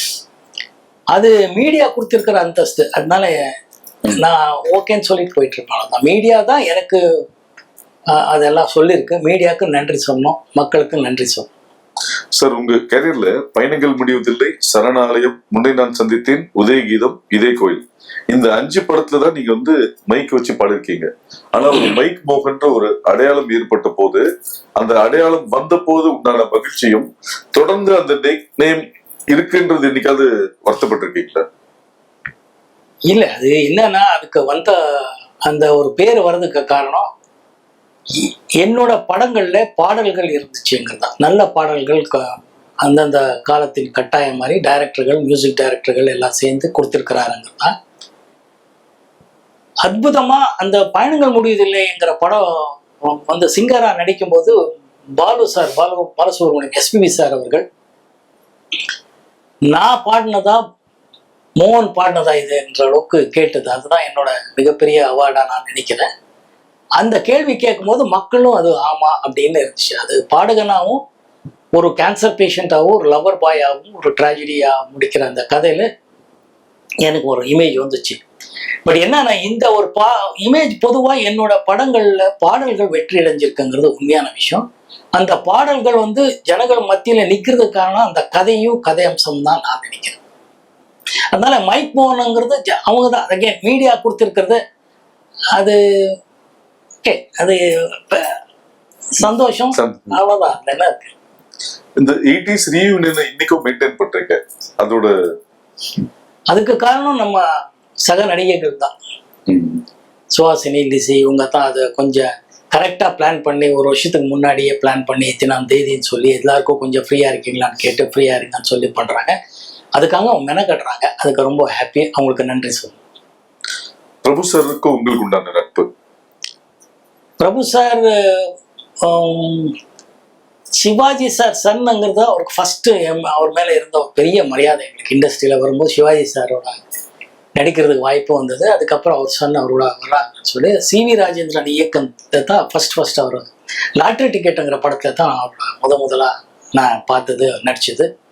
மிகப்பெரிய விஷயம். அவ்வளோ பெரிய நடிகரோட சன்னா இருந்தாலும் எந்த விதமான ஒரு சிவாஜி சார் பையன் நான் யார் தெரியுமான்னு அவர் என்னைக்குமே சொன்னதே கிடையாது. அந்த மாதிரி பிஹேவ் பண்ணது கிடையாது. ரொம்ப சகஜமா பழகுவார். அவ்வளோ சாப்பாடு பற்றியும் அது முதல்ல எல்லாரும் சொல்லியிருக்கிற விஷயந்தான். சார் சிவாஜி சார் வீட்டிலேருந்து சாப்பாடு வர எல்லாருக்கும் பரிமாறுறது எல்லாமே பண்ணுவார். நான் வெஜிடேரியனுங்கிறதுனால அப்போவே எனக்குன்னு சொல்லி பாதாம் கீர் வர வைக்கிறதாகட்டும், வெஜிடேரியன் சாப்பாடு எனக்காகவே வர வைப்பிச்சு கொடுப்பார். ரொம்ப மகிழ்ச்சி, ரொம்ப நல்ல மனிதர். சிவகுமார் சார், சிவகுமார் ஐயா பற்றி நான் என்ன சொல்றது, கிரேட் சோல். அன்னிலேருந்து இன்னைக்கு வரைக்கும் அப்படியே இருக்கிறார், அப்படியே பழகிட்டு இருக்கிறார். அவர்கிட்ட நிறைய கற்றுக்க வேண்டியது இருக்கு. இன் எக்ஸ்ட்ராடனரி பெயிண்டர். அவர் பெயிண்டிங் எல்லாம் பார்த்தீங்கன்னா அஃப்கோர்ஸ் நடிகராகி அவர் சாதனை பண்ணிட்டாரு, பெரிய விஷயம். ஆனால் இல்லைன்னா நடிகராகவும் இல்லாமல் ஈவன் பெயிண்டராக இருந்தாலும் இந்த அளவுக்கு அவர் பேரு புகழ் சம்பாதிச்சிருப்பாருங்கிற அளவுக்கு எக்ஸ்ட்ராடனரி பெயிண்டர். அன்னிலேருந்து இன்னைக்கு வரைக்கும் சகஜமாக பழகிட்டு இருக்கிற சில மனிதர்கள்ல அவர் ஒருத்தர் தான். ஒரு சில பேர் தான் இருக்கிறாங்க அந்த மாதிரி. அவர் இன்னைக்கும் பார்த்தீங்கன்னா அவ்வளோ டிசிப்ளின் லைஃபு. இந்த அவர் அன்னைக்கு ஒரு காணொலியில பார்த்தேன், புதன்கிழமை சனிக்கிழமை எண்ணெய் போட்டு குளிங்கன்னு இன்னைக்கும் சொல்லிட்டு இருக்காரு. இன்னைக்கு அது ரொம்ப ரொம்ப முக்கியமான விஷயம். பட் அவர் அது இன்னைக்கும் தைரியமா சொல்றாரு. இன்றைய அரசியல் ஆகட்டும், பிலாசபி ஆகட்டும், நம்ம தமிழ் கலாச்சாரத்தாகட்டும், இன்னைக்கு எல்லாருக்கிட்டையும் பேசிட்டு இருக்கிறாரு, மேடையில பேசுறாரு. அவரோட பேடை பேச்சுக்கள் எல்லாம் அவ்வளோ நல்லா இருக்கும். மேடை பேச்சுக்கள் எல்லாம் அவ்வளோ எக்ஸ்ட்ரானரியா இருக்கு. அவர் ஜெனரேஷன்ல நம்ம அவர் தெரிஞ்சு வச்சிருக்கோங்க, எங்களுக்கு எல்லாம் பெருமையா இருக்கு. சார், சில்க் ஸ்மிதா வந்து ஒரு அப்பார்ட் ஃப்ரம் கிளாமர் ஒரு கைண்ட் ஹார்ட்டட் பர்சன் சொல்லுவாங்க. உங்க 2 பேர் கூட அந்த நட்பு? சில்க் ரொம்ப நல்ல ஹியூமன் பீயிங். ரொம்ப கஷ்டத்தை அனுபவிச்சு வந்திருக்கிறதுனால இண்டஸ்ட்ரிக்கு வரும்போதே அவங்க ரொம்ப பெயின் ஆகிறது தான் வந்திருப்பாங்க. ரொம்ப ஒரு டிசப்பாயிண்டட் பாவம், ரொம்ப கஷ்டப்பட்டு வந்ததுனால அவங்களுக்கு அந்த பெயின் தெரியும். எக்ஸ்ட்ராடனரி ஹியூமன் பீயிங் அந்த பொண்ணு. அவங்க நடித்த கேரக்டருக்கும் அவங்களுக்கும் சம்மந்தமே இல்லை. She was very very nice lady to work with. அதை விட பழகிறதுக்கு ரொம்ப நல்லா பழகுவாங்க. பேசுகிற டோன் ஆகட்டும் எல்லாமே அவ்வளோ ஈஸியாக இருக்கும். இன்ஃபேக்ட் எனக்கு நல்லா ஞாபகம் இருக்குது, அவரும் அந்த அம்மா சில்க் ஸ்மித்தாவோட ஷூட்டிங்னாலே ஷூட்டிங் பார்க்கவே அத்தனை பேர் வருவாங்க. எக்ஸிபிட்டர்ஸ்லேருந்து டிஸ்ட்ரிபியூட்டர்லேருந்து வந்து பார்ப்பாங்க. அந்த அளவுக்கு சில்க் ஸ்மித்தானா அவ்வளோ ஒரு கிரேஸ் இருக்கும். But she was always a very very very ரொம்ப நார்மல் ஹியூமன் பீயிங்காக தான் பழகிட்டு இருந்தாங்க. செட்டுக்கு வருவாங்க. அந்த ஒரு விஷயத்தில் the lost a great soul. எங்களுக்கெல்லாம் அந்த சோல் மிஸ் பண்ணது எனக்கும் கொஞ்சம் வருத்தமாக தான் இருக்கு. சோக பாட்டுனாலே மோகன் சாரோட ரெஃபரன்ஸ் நிறைய இருக்கு. மோகனுக்கு பிடிச்ச சோக பாட்டுனா எதை ரிலேட் பண்ணுவீங்க? நான் இது பொதுவாக எல்லா இடத்துலையும் சொல்றது, கேட்குறவங்களுக்கு கேட்பேன் எந்த பாட்டு உங்களுக்கு பிடிச்சிருக்குன்னு. அந்த பாட்டு தான் நான் எனக்கும் பிடிச்சிருக்குன்னு சொல்லுவேன். ஏன்னா இட்ஸ் லைக் 5 ஃபிங்கர் மாதிரி, ஃபிங்கர்ஸ் எப்படிங்கிற மாதிரி தான். எல்லா பாடல்களும் அவ்வளோ நல்லா இருக்கு. அது சுச்சுவேஷனுக்கு வந்து மக்கள் கிட்ட கனெக்ட் ஆகும்போது இந்த பாட்டு தான் பெஸ்ட், அந்த பாட்டு தான் இல்லை. இன்னைக்கு தேதிக்கு நீங்க சொல்லணும்னா ஒரு மெலோடி சாங் எதுன்னா நான் இன்னைக்கு சொல்றது மகளே என் மகளே தான் சாங் சொல்லுவேன். ஏன்னா இன்னைக்கு அது புதுசா எல்லாருக்கும் ரீச் ஆயிருக்கு, மக்களோட ஆசீர்வாதம் கிடைச்சிருக்கு. அதனால அந்த பாட்டு இன்னைக்குன்னு சொல்லுவேன். பட் என்னைக்கும் எல்லா பாடல்களும் வெற்றி அடைகிறதுக்கு காரணம் அந்த கதை அம்சம் தான் சொல்றேன். இன்னைக்கு ஒரு மெலோடி சாங்னா மகளே என் மகளே தான் சொல்லுவேன். சார், உங்களுக்கு எஸ்பிபி சார் பல ஹிட்ஸ் கொடுத்துருக்காரு, பேரலி ஏஸ்தாஸும் ஹிட்ஸ் கொடுத்துருக்காரு. உங்களோட ஃபேவரட் தான் எஸ்பிபி ஏஸ்தாஸ் சார்? எல்லாரும் ஏன் மலேசியா வாசுதேவன் சாரும் ஹிட் கொடுத்துருக்குறாங்க, நிறைய சிங்கர்ஸ் ஹிட் சாங்ஸ் கொடுத்துருக்காங்க. அதனால தமிழ்நாட்டில் யாருக்குங்க எஸ்பிபி சார் பிடிக்காத மனிதர் யார் இருக்காங்க? அந்த மாதிரி ஒரு லெஜெண்டரி சிங்கர் இனிமே நான் பார்ப்பேங்கிறது எனக்கு நம்பிக்கை இல்லை. வருங்காலத்தை பற்றி சொல்றதுக்கு நான் ஒரு அஸ்ட்ராலஜர் கிடையாது. But full singer, any kind of song, எந்த மொழியானாலும் எந்த மாதிரி சாங் ஆனாலும் எக்ஸ்ட்ராடனரியா பாடிட்டு இருந்தா ஒரே சிங்கர் எஸ்பிபி சார். நான் இதுக்கு முன்னாடியே சொல்லியிருக்கேன், நம்ம காலேஜ் ஸ்கூல்ல படிக்கும் போதே we use to love SPB sir. பெங்களூர்லேயே அவர் பாடினா கன்னட பாடல்களாகட்டும் தமிழ் பாடல்களாகட்டும் we use to hum some, நம்ம காயகா பாடிக்கிட்டே அதையும். ஏன்னா அவர் தான் இந்த கமல் சார் படத்துல எல்லாம் சூப்பராக பாடியிருப்பார். பழைய கமல் சார் ஜெயசுதா படம் மறந்துட்டேன் படத்தோட பேர். அது வந்து தியேட்டருக்கு போய் பார்த்து வெளியில அந்த தப்பாவே பாடினாலும் ஜாலியாக சுத்திட்டு அலையிற ஒரு பேர். ஏன்னா அவ்வளோ இன்ஸ்பயர் பண்ணியிருக்காரு, அவ்வளோ நம்மளோட ஐடென்டிஃபை பண்ணியிருக்காரு. நம்ம அவ்வளோ அப்படி போயிருக்கோம். அவரோட எந்த பாட்டு பாடினாலும் எந்த மொழி பாடினாலும் அவர் அது அவ்வளோ பர்ஃபெக்ஷனாக இருக்கும், ஒரு கம்ப்ளீட் சிங்கர். ஸோ டெஃபினட்டா எஸ்பிபி சார் இந்த லிஸ்ட்லயே நீங்க சேர்க்கக்கூடாது. அதர்வைஸ் எல்லா சிங்கர்ஸும் பிடிக்கும், எல்லாரும் ரொம்ப ரொம்ப நல்லா பாடியிருக்காங்க என்னோட பாடல்கள். உங்க லைஃப்ல மறக்க முடியாத படம் தான் இது வரைக்கும் பண்ணதில்ல, எந்த படம் சொல்லுவீங்க, ஏன்? மறக்க முடியாத படமேங்கிறதே இல்லையே. எல்லா படமும் ஒரு எக்ஸ்பீரியன்ஸ் தானே சொல்றேன். இன்னைக்கு கேட்டா ஹராம் தான் நான் சொல்றேன். அது ஏன்னா அது இன்னும் ரிலீஸ் ஆக அது தயாராகிட்டு இருக்கு. அந்த எக்ஸைட்மெண்ட் இருக்கு. எங்க கூட்டணிக்கே ஒரு எக்ஸைட்மெண்ட் இருக்கு. எப்படி வந்துட்டு இருக்கு, எப்படி ஆடியன்ஸ் சொல்றாங்கிறது இருக்கு. அதுதான் இப்போ எக்ஸ்பீரியன்ஸ், அதுதான் என்ஜாய் பண்ணிட்டு இருக்கோம், அதான் போயிட்டு இருக்கோம். Otherwise most of the films is an experience தான். So good films, bad films சொன்னார். சார் இளையராஜா சாருக்கு உங்களுக்கு உண்டான நட்பு, பொதுவா உங்களுக்கு நிறைய ஹிட்ஸ் கொடுத்திருக்காரு. ஸோ அந்த விஷயங்கள் இப்போ சொன்ன மாதிரி தான், எஸ்பிபி சார் சொன்ன மாதிரி தான். இளையராஜா சார் பத்தி என்ன சொல்றது, அவர் அன்னைக்கிளிலேருந்து இது வரைக்கும் ஹிட் ஃபிலிம்ஸ் தான் கொடுத்திருக்காரு, ஹிட் சாங்ஸ் தான் கொடுத்திருக்கிறார். எல்லா வெற்றி படங்கள் பின்னாடி அவர் இருக்கிறாருங்கிறது உண்மைதான். ஒவ்வொரு பாடல்களும் அவர் யார் நடிக்கிறாரு இல்லைங்கிறத விட அவர் கதைக்கு எப்படி வேணும்னு போட்டுதான் எனக்கு தெரிஞ்ச உண்மைகள். அதாவது ஒரு படத்துக்கு இப்போ பயணங்கள் முடிதலையே நான் நடிக்கிறேங்கிறது சாருக்கு எப்படி தெரியும், நெஞ்சத்துக்கு இல்லாத நான் நடிக்கிறேங்கிறது சாருக்கு எப்படி தெரியும். அவரு எக்ஸ்ட்ரானரியா பாட்டு பண்ணி கொடுப்பாரு.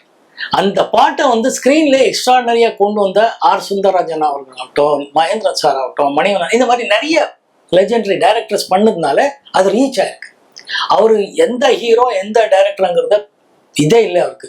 இப்போ இன்னைக்கு வரைக்கும் பாருங்க, விடுதலை சூரிக்கும் எக்ஸ்ட்ரானரி சாங் கொடுத்துருக்கு. அதனால அவர் எல்லா படத்துக்கும் சூப்பர் ஹிட் பாடல்கள் தான் கொடுப்பார். அந்த பாட்டு எக்ஸ்டென்ஷன் ஆடியோ ரிலீஸ் ஆகி ஹிட் ஆயிருக்கும், படமா ஹிட் ஆகும்போது படமும் ஓடும்.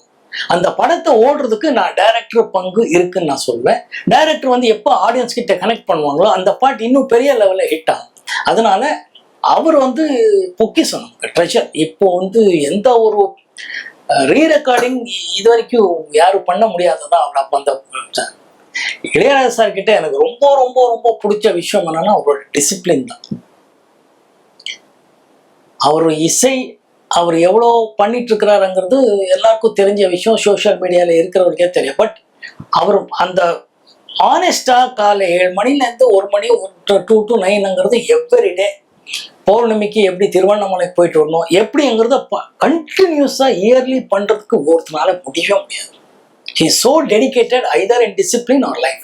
7 மணி ஆகுதுன்னா பிரசாத் ஸ்டுடியோவில் ஒரு வண்டி இருக்குங்கிறது தான் டெஃபினட். மழை வந்தாலும் சரி, வெயில் அடித்தாலும் சரி, அவர் வருவாருங்கிறது தெரியும். அவரை நம்பி அத்தனை டைரக்டர்ஸ், ப்ரொடியூசர்ஸ் போயிருப்பாங்க. அவர் யாரையும் என்றைக்குமே டிசப்பாயிண்ட் பண்ணது இல்லை. அவர் வரவே இல்லை இன்னைக்கு இது வரைக்கும் கேட்டதில்லை. அவரோட அந்த டிசிப்ளின் லைஃப்பும் அவரோட இசையில அவர் இன்னைக்கும் அவருக்கு அந்த பசி இருக்கு. என்ன புதுசாக பண்ணணுங்கிறது இருக்கு. அதை நாங்கள் விடுதலை பாட்டுக்கே பார்க்குறோம், எக்ஸ்ட்ரானரியாக பண்ணியிருப்பார்.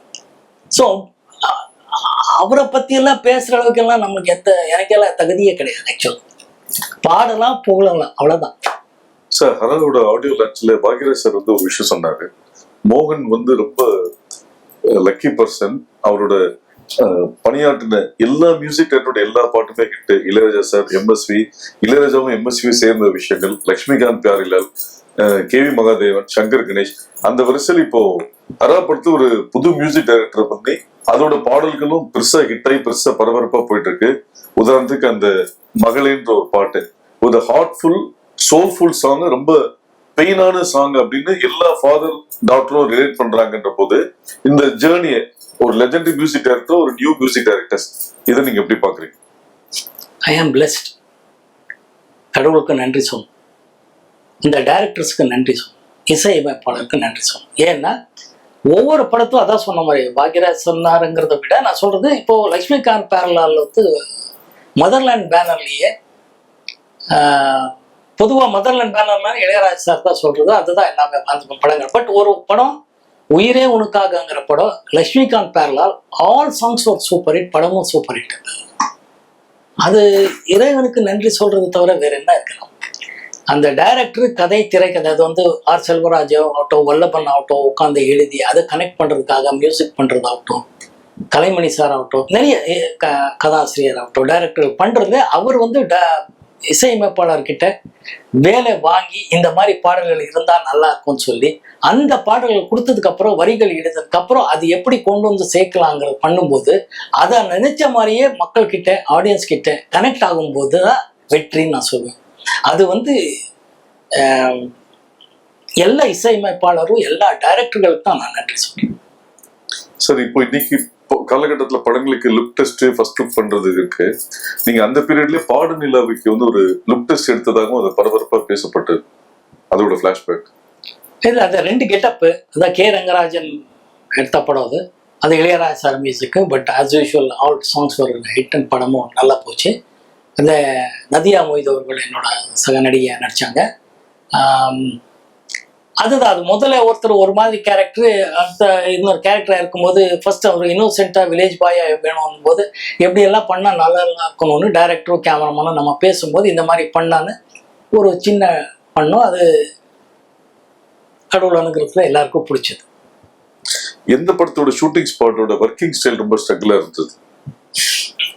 ஸ்ட்ரகிள் இல்லை, நம்ம எல்லா படமும் ஒரு கஷ்டமான விஷயமும் இஷ்டப்பட்டு பண்றதுனால இது ஸ்ட்ரகிளிங்கிற வார்த்தையே எல்லாமே ஓடிட்டு இருப்போம். இப்போ ஒன்றும் இல்லை, நெஞ்சத்தை கில்லாதல நானும் சுவாசினி அவர்களும் மார்னிங் ஜாகிங் ஓடுன்னு தான் படமா பார்த்துருக்காங்க.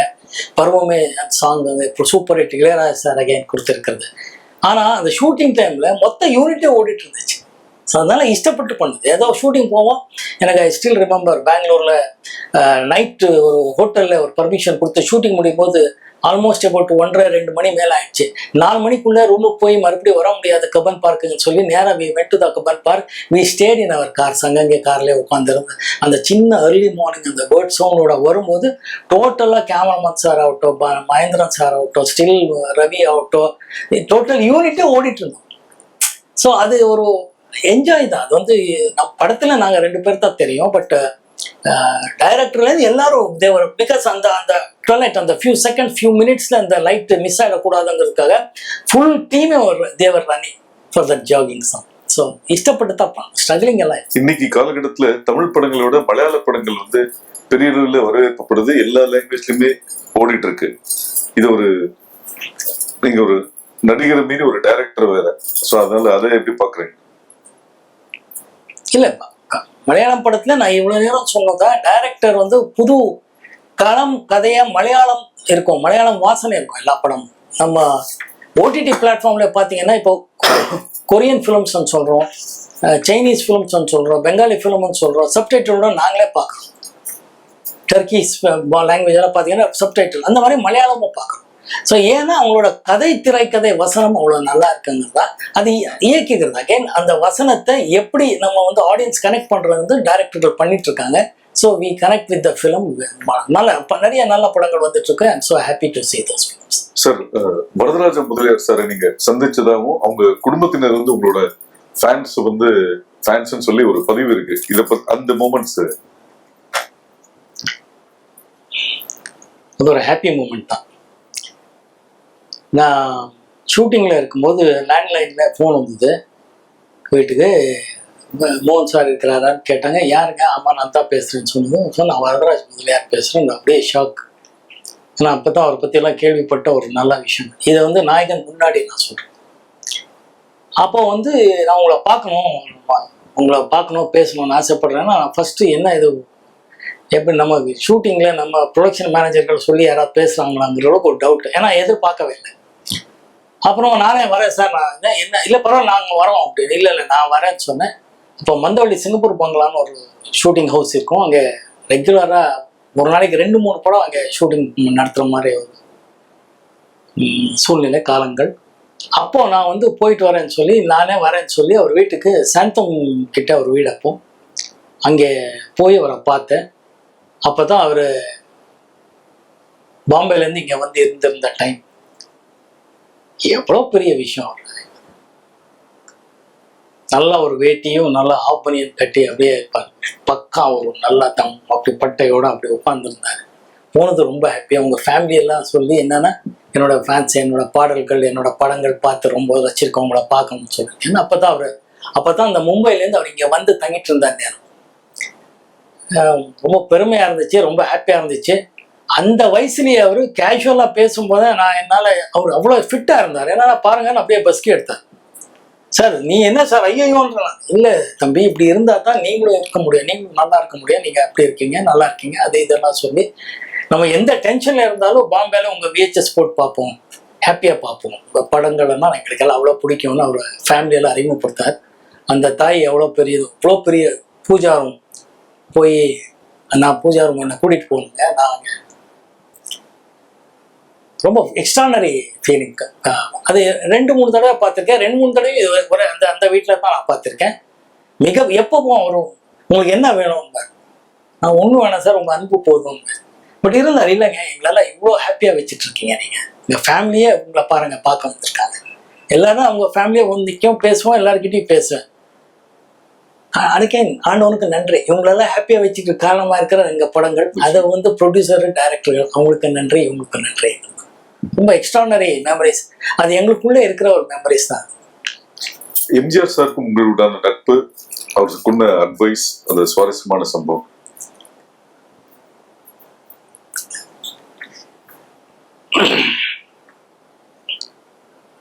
எம்ஜிஆர் சார் பத்தி எல்லாம் என்ன சொல்றது? எக்ஸ்ட்ரானரி முதலமைச்சர், எக்ஸ்ட்ரானரி அட்மினிஸ்ட்ரேட்டருங்கிறது போக அவரை நம்ம படம் பார்த்து ரசித்த விதங்கள் தான் எனக்கு ரொம்ப ஹாப்பியாக இருந்துச்சு. அப்போது ஜெமினி ஃபிலிம் சேம்பரும் அப்புறமா நம்ம நடிகர் சங்கத்தில் தான் ப்ரொஜெக்ட் சினிமா ப்ரிவ்யூ தியேட்டர்ஸ் இருக்கும். நம்ம படங்கள் பார்க்க வருவார். நான் ஷூட்டிங்கில் இருப்பேன், ப்ரொடியூசர் சொல்லுவார், இன்னைக்கு சிஎம் வந்துட்டுருக்கார் பார்க்க சொல்லிட்டுருக்கார். ஸோ நம்ம படம் பார்த்துட்டு முடிகிற நேரத்துக்கு வந்துடுவோம், ஏன்னா அங்கே தூரத்தில் இருக்கோம். அவர் படம் பார்த்துட்டு அப்புறம் மகிழ்ச்சியாக பக்கத்தில் நின்று நாளைக்கு பிரேக்ஃபாஸ்ட் வந்துருங்க பேசுவோம் அப்படின்னு போயிடுவார். நமக்கா ஒரே ஹாப்பி. நம்ம ஸ்கூலு காலேஜ்லேருந்து பார்த்த எம்ஜிஆர் சார், நம்ம பெங்களூர்ல அத்தனை படங்கள் அவர் பார்த்து ரசிச்சிருக்கோம். கிரேட், ஒரு பாசிட்டிவான எனர்ஜி அவர் படங்கள் பார்த்தாலே வருது. அவரை பார்க்கும்போதும் வருது. அவர் படங்கள் பார்த்து நாங்கள் அப்படி பார்த்துருக்கோம், பட் அவரை பார்க்கும்போது அவ்வளோ பாசிட்டிவாக எனர்ஜி வரும். மறுநாள் ஷூட்டிங் இருந்தாலும் சிஎம்ஏ கூப்பிட்டுருக்காருங்கிறதுனால ப்ரொடியூசரை போயிட்டு வந்துடுங்க சார், காலங்காத்தால போயிட்டு போவோம். அங்கே அவர் மார்னிங் பிரேக்ஃபாஸ்ட் கொடுத்து படத்தை பற்றி பேசுவார். அதை படத்தை பற்றி அவ்வளோ நல்ல விமர்சனம் பண்ணி பேசுவார். இது எப்படி பண்ணீங்க, இது எப்படி பண்ணீங்க, இது எப்படி பண்ணீங்க, இது நல்லா இருந்துச்சு, அது எப்படி இருந்தீங்க, எவ்வளோ நாள் பண்ணீங்க, அதை கேட்டு ரொம்ப ஹாப்பியாக இன்னும் வேணுமா சாப்பாடு அதெல்லாம் பேசுங்க. அப்புறம் வெளியில எல்லாம் மினிஸ்டர்ஸ் எல்லாம் இருப்பாங்க, அந்த அவங்களுக்கு வேண்டிய அட்மினிஸ்ட்ரேஷன் எல்லாம் இருக்கும், சிஎம். பட் இருந்தாலும் நாங்கள் அதை புரிஞ்சுக்கிட்டு ரொம்ப நேரம் பேசுறதோ அது இதெல்லாம் இல்லை. பட் பேசி முடிஞ்சு நான் கிளம்புறேன்னா பரவாயில்லைங்க. சில டைம்ல காஃபி போதும் கிளம்பி வந்ததும் உண்டு. ஏன்னா வெளியே அத்தனை பேர் வெயிட்டிங்ல இருப்பாங்க, தமிழ்நாடு சிஎம். அப்போ ரொம்ப நமக்கு பெருமையா இருக்கும். அதுவே என்ன பண்ணுங்க, நெக்ஸ்ட் படத்துல பார்ப்போம் பேசுவோம் அப்படின்னு நமக்கே உள்ள இருக்கும். மறுபடியும் நல்ல படங்கள் பார்த்து பேசுவார். அவரும் இதே தான் வார்த்தை, உங்களுக்கு என்ன வேணும், என்ன ஒன்றும் வேலை, உங்க அன்பு இருந்தா போதும். Extraordinary memories. சார் அப்போ எம்ஜிஆர் மாதிரி ஆட்களோட உட்காந்தோம் பேசணும் அப்படிங்கிறத எங்கள் லைஃப்ல one of the biggest achievements. அதனால அது எக்ஸ்ட்ரானரி ஃபீல். சிவாஜி சாரோட சிவாஜி சார் நடிப்புல நடிகர் திலகம் சிவாஜி சாருங்கிறது நமக்கு வரும்போதே இண்டஸ்ட்ரிக்கு தெரியும். அவரோட 2-3 படம் நடிச்சிருக்கேன். அவர் வரும்போதே அவரோட படங்கள் பார்த்து, அதே தான் பெங்களூர்ல நான் ஸ்கூலு காலேஜ்ல பார்த்ததா. அங்கே பெங்களூர்ல இன்னொரு நல்ல விஷயம் என்னன்னா, நம்ம எல்லா மொழி பசங்களும் அங்கே இருக்கிறதுனால அந்தந்த மொழியில அந்தந்த வாரம் வர படங்கள் பத்தி பேசுவாங்க. சிவாஜி சார் படம் வரும், நாகேஸ்வரராவ் படம் வருதோ, ராஜேஷ் கண்ணா படம் வருதுன்னு அவங்க சொல்லும்போது எல்லார் படமும் எல்லா பேரும் போய் பார்ப்போம். காலேஜ் கட்டடிச்சு ஸ்கூல் கட்டடிச்சு போறதே படங்கள் தான் நமக்கு ஒரு என்டர்டெயின்மெண்ட். அப்போ பார்க்கும்போது இந்த மாதிரி சார் படங்கள் எல்லாம் பார்த்துருக்கோம். அவரை ஃபர்ஸ்ட் அங்கே பார்த்தது ஒரு வீட்டில் கருடா சௌக்கியமா ஷூட்டிங் டைம்ல தான் பார்த்தேன். எனக்கு கையெல்லாம் நடக்குது அவர் பார்க்கும்போதோ. ஏன்னா அவர் நடிக்கிறாருங்கிறது போக நான் கூட நடிக்கணும். அதே அவர் நடிக்கும்போது நான் கால் மேல கால் போட்டு ஏதோ ஒரு வசனம் போடணும். அந்த வசனம் பேசணுங்கிறது, காலு போட வர மாட்டேங்கிறது, பேசணுங்கிறது ஒரு சின்ன பயம் இருக்கும்ல, தயக்கம். அது இல்லாமல் அந்த ஷூட்டிங் அட்மாஸ்பியர், பெரிய லெஜெண்டரி பிரகாஷ் ராவ்ங்கிற மிகப்பெரிய டைரக்டர் எல்லாம் இருந்தார். பட் அவர் ரொம்ப என்கரேஜ் பண்ணுவாருங்கிறது தான். என்கரேஜ் பண்ணாரு. ரொம்ப சுலபமாக நடிக்கும் முயற்சி பண்ண, அது நல்லா நடந்ததுங்கிறத உண்மையான விஷயம். ஒவ்வொரு படத்துலையும் அவரோட நடிக்கும்போது அவ்வளோ நல்லா இருக்கு. அதான் இதெல்லாம் தான் நல்ல விஷயங்கள் சினிமா வந்ததுக்கு அப்புறம்ன்றது. எனக்கு எம்ஜிஆர் சார் சிஎம்மாக இருந்தாலும் அவர் பார்க்கறதுக்கும் அவரோட பேசுறதுக்கு ஒரு வாய்ப்புகள் கிடைச்சதாகட்டும், சிவாஜி சாரோட நடிக்கிறதுக்கு வாய்ப்பு கிடைச்சதாகட்டும், சிவாஜி சார் பையனோட நடிக்கிறதுக்கு எனக்கு வாய்ப்பு கிடைச்சதாகட்டும், இதுக்கெல்லாம் ரொம்ப பெருமையா இருக்கு, ஹாப்பியா இருக்கு. இறைவனுக்கு நன்றி சொல்லுங்க. சார், ஒரு இடைவெளிக்கு அப்புறம் தான் ஹரா படம் தேர்ந்தெடுத்தீங்க. அந்த இடைவெளிக்கு என்ன காரணம்? நல்ல நீங்க எதிர்பார்க்கிற ஒரு கதாபாத்திரமோ அமையாததுதான் காரணமா, இல்ல வேற ஏதாவது ரீசன்? எதிர்பார்க்கிற மாதிரி திரைக்கதை இருக்கிற மாதிரி படங்கள் வராததான் காரணம். நம்ம ஏதோ ஒரு புதுசா இருக்கிற ஒரு கதை, புதுசுன்னா புத்தம் புதுசு இல்லை, நமக்கு புரியுற மாதிரி நமக்கு பிடிச்ச மாதிரி இருக்கிற மேட்டர் தான் வேற மாதிரி கொடுத்தா ஜனங்க பார்ப்பாங்கங்கிறதும் நாங்கள் இப்படி இப்போ நமக்கு பிடிக்கிற ஒரு விஷயத்த கொஞ்சம் அழகா வேற மாதிரி இட்லி கொடுத்தா, வேற மாதிரி தோசை கொடுத்தா, வேற ரெசிபி இல்லை, அது கொடுக்குற விதத்திலேயே நல்லா ஒரு கொடுக்குறதுல இன்ட்ரெஸ்டிங்கா எப்படி பார்க்க வைக்கிற மாதிரி சாப்பிடணும்னு தோன்ற மாதிரி பண்ற மாதிரி தான் படங்கள் பத்தியும் நான் எதிர்பார்த்த மாதிரி வரல. வர வரைக்கும் வெயிட் பண்ணுவோம், ஒன்றும் பிரச்சனை இல்லை, ஹாப்பியா இருப்போங்கிறதா இருக்கு. சார் இந்த கோவிட் அப்போ அந்த கோவிட் வந்தவங்க வந்து ஒரு செல்ஃப் குவாரண்டைன் பண்ணணும்னு இருந்தாங்க. சோ நீங்க வந்து இந்த வெயிட்டிங் பீரியட இது ஒரு செல்ஃப் அனலைசிங் பீரியடா எடுத்துக்கிட்டீங்களா? அனலைசிங் இல்லை, இப்ப படங்கள் அப்பவும் படங்கள் பாக்குறது பல வாய்ப்புகள் வந்த போதும் அது தள்ளி வச்சதுக்கான ரீசன் என்ன? இல்ல ஓப்பனா நம்ம டைரக்டர்கிட்டயே சொல்வேன். அப்போ அந்த வந்த டைரக்டர்கள்கிட்டயும் தயாரிப்பாளர்கிட்டயும் சொல்லியிருக்கேன், தப்பா நினைக்காதீங்க, அடுத்த படம் பண்ணுவோம், இதுல உடன்பாடு இல்லைன்னு சொல்லி அனுப்புவேன். அதுல இந்த ஏன்னா அவரை டிசப்பாயிண்ட் பண்ணணுங்கிறது என்னோட நோக்கம் இல்லை, ஜெயிக்கணுங்கிறது மட்டும்தான் எனக்கு நோக்கம். அதனால கூட்டணியா ஜெயிக்கணுங்கிறது எனக்கு எப்பவுமே நம்பிக்கை உண்டு. கூட்டணியா இருந்தா தான் ஜெயிக்க முடியுங்கிறது எனக்கு நம்பிக்கை உண்டு. ஸோ அந்த அந்த மாதிரி ஒன்றும் வரலைங்கிறது தான் இருந்துச்சு. பட் அது டிசப்பாயின்மெண்ட்டும் இல்லை, அனலைஸ் பண்ற அளவுக்கும் இல்லை. வரும்போது பார்ப்போம். ஹரா படம் பத்தி ஒவ்வொரு பதிவிலையும் நீங்க குறிப்பிடுற ஒரு வார்த்தை வந்து இந்த படம் உங்களை எந்த விதத்திலையும் டிசப்பாயின்மெண்ட் பண்ணாது அப்படின்னு சொல்றீங்க. அப்படி சொல்லக்கூடிய ஒரு மெயின் யூஎஸ்பி என்ன விஷயம் சார் அந்த படத்துல? இல்ல ஒரு நம்பிக்கை தான். படத்துல வேண்டிய ஃபைட்ஸோ சாங்ஸோ எமோஷனல் இதுல கனெக்ட் ஆகும்னு நான் நம்புறேன். அதனால அப்படி சொல்லிட்டு இருக்கேன். இப்போ ஃபர்ஸ்ட் டைட்டில் டீசர்லேருந்து பார்த்தீங்கன்னா மீடியா ஆதரவாகட்டும், ரசிகர்கள் ஆதரவும் நல்லா இருக்கு. 2-3 பாட்டு ரிலீஸ் பண்ணியிருக்கோம், எல்லா பாடல்களுக்கும் நல்லா இருக்கு. அப்படியே டீசர் ஆகட்டும், ட்ரெய்லர் ஆகட்டும், எல்லாமே ரெஸ்பான்ஸ் நல்லா இருக்கு. அதனால இந்த படமும் டிசப்பாயிண்ட் பண்ணாதுன்னு தான் சொல்றேன். சார் உங்களோட லைஃப் கேரியர்ல ஷூட்டிங்க்கு பல ஊர்களுக்கு பல வெளிநாடுகளுக்கு பயணப்பட்டாலும் கோயம்புத்தூர் வந்து ஒரு முக்கியமான ஒரு விஷயமா இருக்கு. ஏன்னா உங்களுக்கு பல வெற்றி படங்களை தயாரிச்ச கோவை தம்பி கோயம்புத்தூர், ஒரு சின்ன இடைவெளிக்கு அப்புறம் வர ஹரா படம் ப்ரொடியூசர் வந்து கோவை சேர்ந்தவர் கோவை மோகன்ராஜ். இந்த படம் ஷூட்டிங் நடந்ததும் கோயம்புத்தூர். அந்த கோயம்புத்தூர் மக்களுக்கும் உங்களுக்கும் உண்டான நட்பு இது மட்டும் இல்லை, நீங்க இயக்குனர்கள் பேரை சொல்லல. ஆர் சுந்தரராஜன் அவர்கள் கோயம்புத்தூர், பிடிச்ச இயக்குனர், பிடிச்ச ரைட்டர் அவரோ ஆகட்டும், நம்ம மணிவண்ணன் ஆகட்டும், இந்த மாதிரி நிறைய ரைட்டர்ஸ் டைரக்டர்ஸ் எல்லாம் அந்த ஊர்லேருந்து வந்தவங்க தான் நம்ம என்னோட வெற்றிக்கு காரணமாக இருக்கிறவங்கிறது சொல்கிறேன். ஸோ அங்கே மக்கள் பொதுவாகவே ரொம்ப அமைதியாக இருப்பாங்கங்கிறதும், ஊட்டிக்கு போகும்போது அங்கே இறங்கி அவங்களோட பழகின காலத்துலேருந்து இன்னைக்கு வரைக்கும் ரொம்ப ஹாப்பியாக எனக்கு அவ்வளோ ஆதரவு கொடுத்துட்ருக்காங்க. இந்த படத்துக்கும் அவங்க கொடுத்த ஆதரவு மிகப்பெரிய விஷயம். லொக்கேஷன்ஸ் ஆகட்டும், போலீஸ் டிபார்ட்மெண்ட் ஆகட்டும், நண்பர்கள் ஆகட்டும், எல்லாமே they have gone out of their way to help Haraa shooting. So அதனால எனக்கு கோயம்புத்தூர் கொஞ்சம் ஸ்பெஷலாக எப்பவுமே மனசில் இருக்கும். கோவை தம்பி சாருக்கு உங்களுக்கு உண்டான ரிலேஷன்ஷிப்? கோவை தம்பி சார் சொன்ன மாதிரி கோவை சேர்ந்தவர், என்னோட நிறைய ஹிட் படங்கள் தயாரித்த ப்ரொடியூசர். பயணங்கள் முடிவதில் ப்ரொடக்ஷன் ஆரம்பிக்கும் போது அரங்கநாயகம் சார், பொள்ளாச்சி ரத்னமன் சொல்லி இன்னொருத்தர் பேர், இந்த தயாரிப்பாளர் பேர் மறந்துட்டேன், மன்னிக்கும். இந்த 3 பேர் ப்ரொடியூசர்ஸு. கோவை தம்பி சார் வந்து அதை வந்து கரெக்டாக நிர்வாகம் பண்ணி அதுக்கப்புறம் motherland banner game under Kovai தம்பி சார். அவரோட நிறைய படங்கள் பண்ணியிருக்கேன், நிறைய வெற்றி படங்கள், நிறைய டைரக்டர்ஸ். இளையராஜா சார், இன்ஃபேக்ட் அவர் படத்தில் தான் லக்ஷ்மிகாந்த் பேரலல் மியூசிக்லையும் படம் ஹிட் எல்லாம் ஆச்சு. எப்பவுமே வெற்றி படங்களோட தயாரிப்பாளர் என்னோட முதலாளிங்கிறத நன்றி கடனாக இருப்பேன்.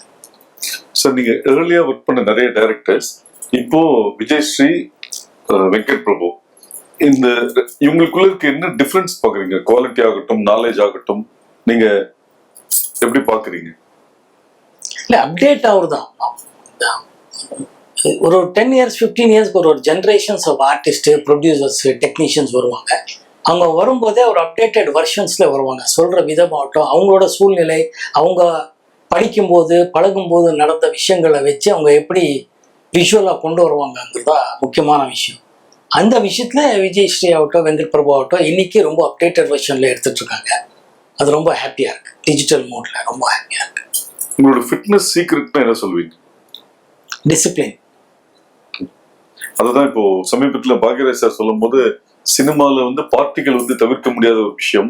ஆனா அந்த எல்லா பார்ட்டிக்கும் கலந்துக்கிற விஷயம் வந்து சினிமாக்குன்னு சில சம்பிரதாயங்கள் இருக்கு, அதுல எதுவுமே வந்து மோகன் வந்து கலந்துக்க மாட்டாருன்னு சொன்னாரு. இது ஒரு ரீசனா இருக்கலாம்.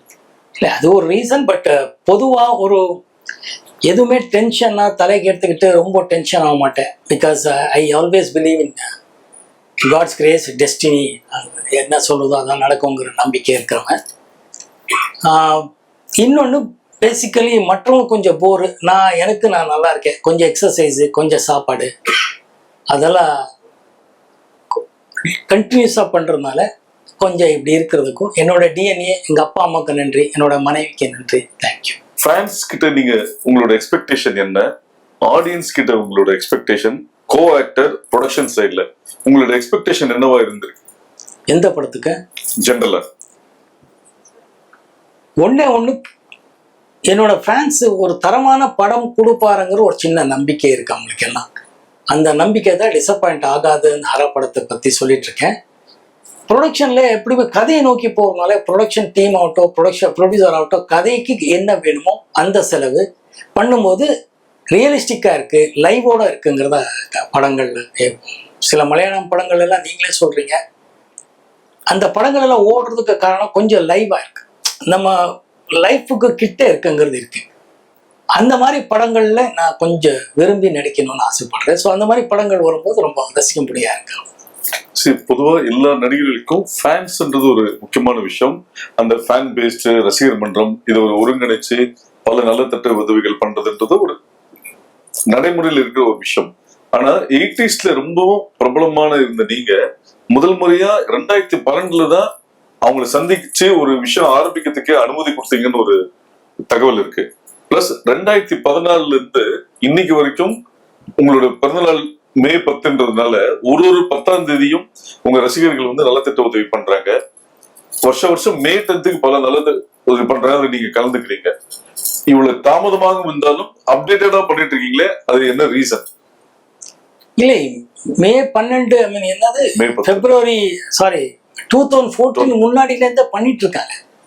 சோசியல் மீடியா அவ்வளோ கேச்சிங்கா இருக்கல, டிஜிட்டல் மோட் எல்லாம் வந்தது 2000க்கு அப்புறம் தான். அதுக்கு முன்னாடில இருந்து அவங்க பண்ணிட்டே இருக்காங்க.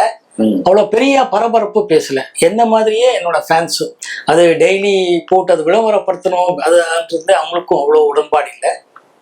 நான் பண்ண புண்ணியம் எனக்கு இப்படி ஒரு பொக்கிஷமா ஃபேன்ஸ் கிடைச்சிருக்கிறது. அவங்களுக்கு எப்பவுமே நன்றி. ஸோ ஒரு ஃபேன் வந்து ரொம்ப வருஷம் கழிச்சு சந்திக்க வர்றாரு, அவங்க கழிச்சு ரொம்ப வருஷமா ஃபாலோ பண்ணிட்டு இருக்கவர் சந்திக்க வர்றார்.